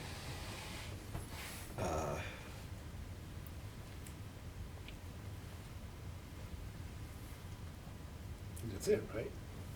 I think so. Oh, well, this last one, well, I say last one, but the commercial uses on the first floor of the buildings may be placed close to the street. Yeah, that's a bit vague. I thought we might have had something, again, we could reference the future design guidelines that we don't have yet, but we could do that. What we did something similar with Village Center Core, where we inverted it, because there we didn't want to have, we Yeah. didn't encourage residential, but we said ground floor residential dwellings shall be located on the rear of the buildings, adjacent to any required parking. We could invert that to say that commercial uses on the first floor of the buildings shall be located in the front of the buildings. It's getting late to talk about this stuff, but. I don't mind room for creativity. Yeah, I mean, but, I don't care. yeah, So the question is, do we need to add clarification? Is that what the council is suggesting? yeah, he's just saying it's vague. Put the commercial uses anywhere you want to. Well, he says, do you mean the mixed-use building? Oh, he's saying, do you mean the mixed-use building? Doesn't it still need to meet setback requirements? Well, yes, we are talking about mixed-use buildings. I mean, I don't see the point of the whole sentence, actually. What I don't think section are we I under? don't think the entire Yeah. letter A is necessary, now that I look at it. Commercial uses on the first floor of the building. Agreed. Does Maybe it- placed close to the street. I think they meant to say closest to the street. I don't feel it needs to anyway. Okay. All right, board says to delete A, How would that make a noise? right? Yeah, Okay. we don't need to tell them, I mean, I Right. assume if it's something that you want people to walk into, you're gonna put a door outside. You'll aim for the business you want. Yeah. that's- Another legalese type of thing. On the buffering and screening, remember we talked about buffering uses that were in effect as of October 21st. The attorney writes, should just this say the effective date of the bylaw? It doesn't really, we could say that, because once this is adopted, we have to put in the text of the bylaw when it was adopted, what article. I like the recommendation to change it to effective date. Okay. Fine with that. And that way there's no date somewhere in there. Yeah. Somebody's gonna think Somebody that. could argue, no, you We mean had that too, before, didn't we? not after. Yes. That's why, I'm- yeah. We talked about it when we covered this at some point, and we talked A few about. meetings back, we talked about that. Yeah. Yeah, that was Zero Mansfield. Up No. to, But yes. Is that, I think we're good. okay? Motion to adjourn. seconded, Yes. oh, we gotta We have vote a on motion this. and a second. Yes. Is there any further discussion? Do we need to No, vote on don't those have to changes, vote or we on just? the- You just Okay. did. You Okay. just did. I will submit these changes to Serpide tomorrow. So they will do two things. They're gonna give me a clean draft the final version that goes into the warrant. I've already emailed them, surprising they haven't responded yet, but emailed them the questions about the site selection, and then we will get the draft ready and submit it to the town manager by Friday. So we'll get an answer either way about whether we need to do a quick vote in a virtual session or No, not. another quick question. Could we just do that quick vote Thursday? We'd need that 48 hours notice, so we can't. Yeah. And I So, believe you have a motion to adjourn. We have a motion and a And a second. yes already, so you so send that to him. we have a motion and a second, and we'll now go to the vote, and Rob. Yes. Eric. Yes. Steve. Yes. Laura. Yes. Alan. Yes. Jim. Yes. And I will vote I yes. thought Jim was about to Thank you very troll much, us by saying everybody. no.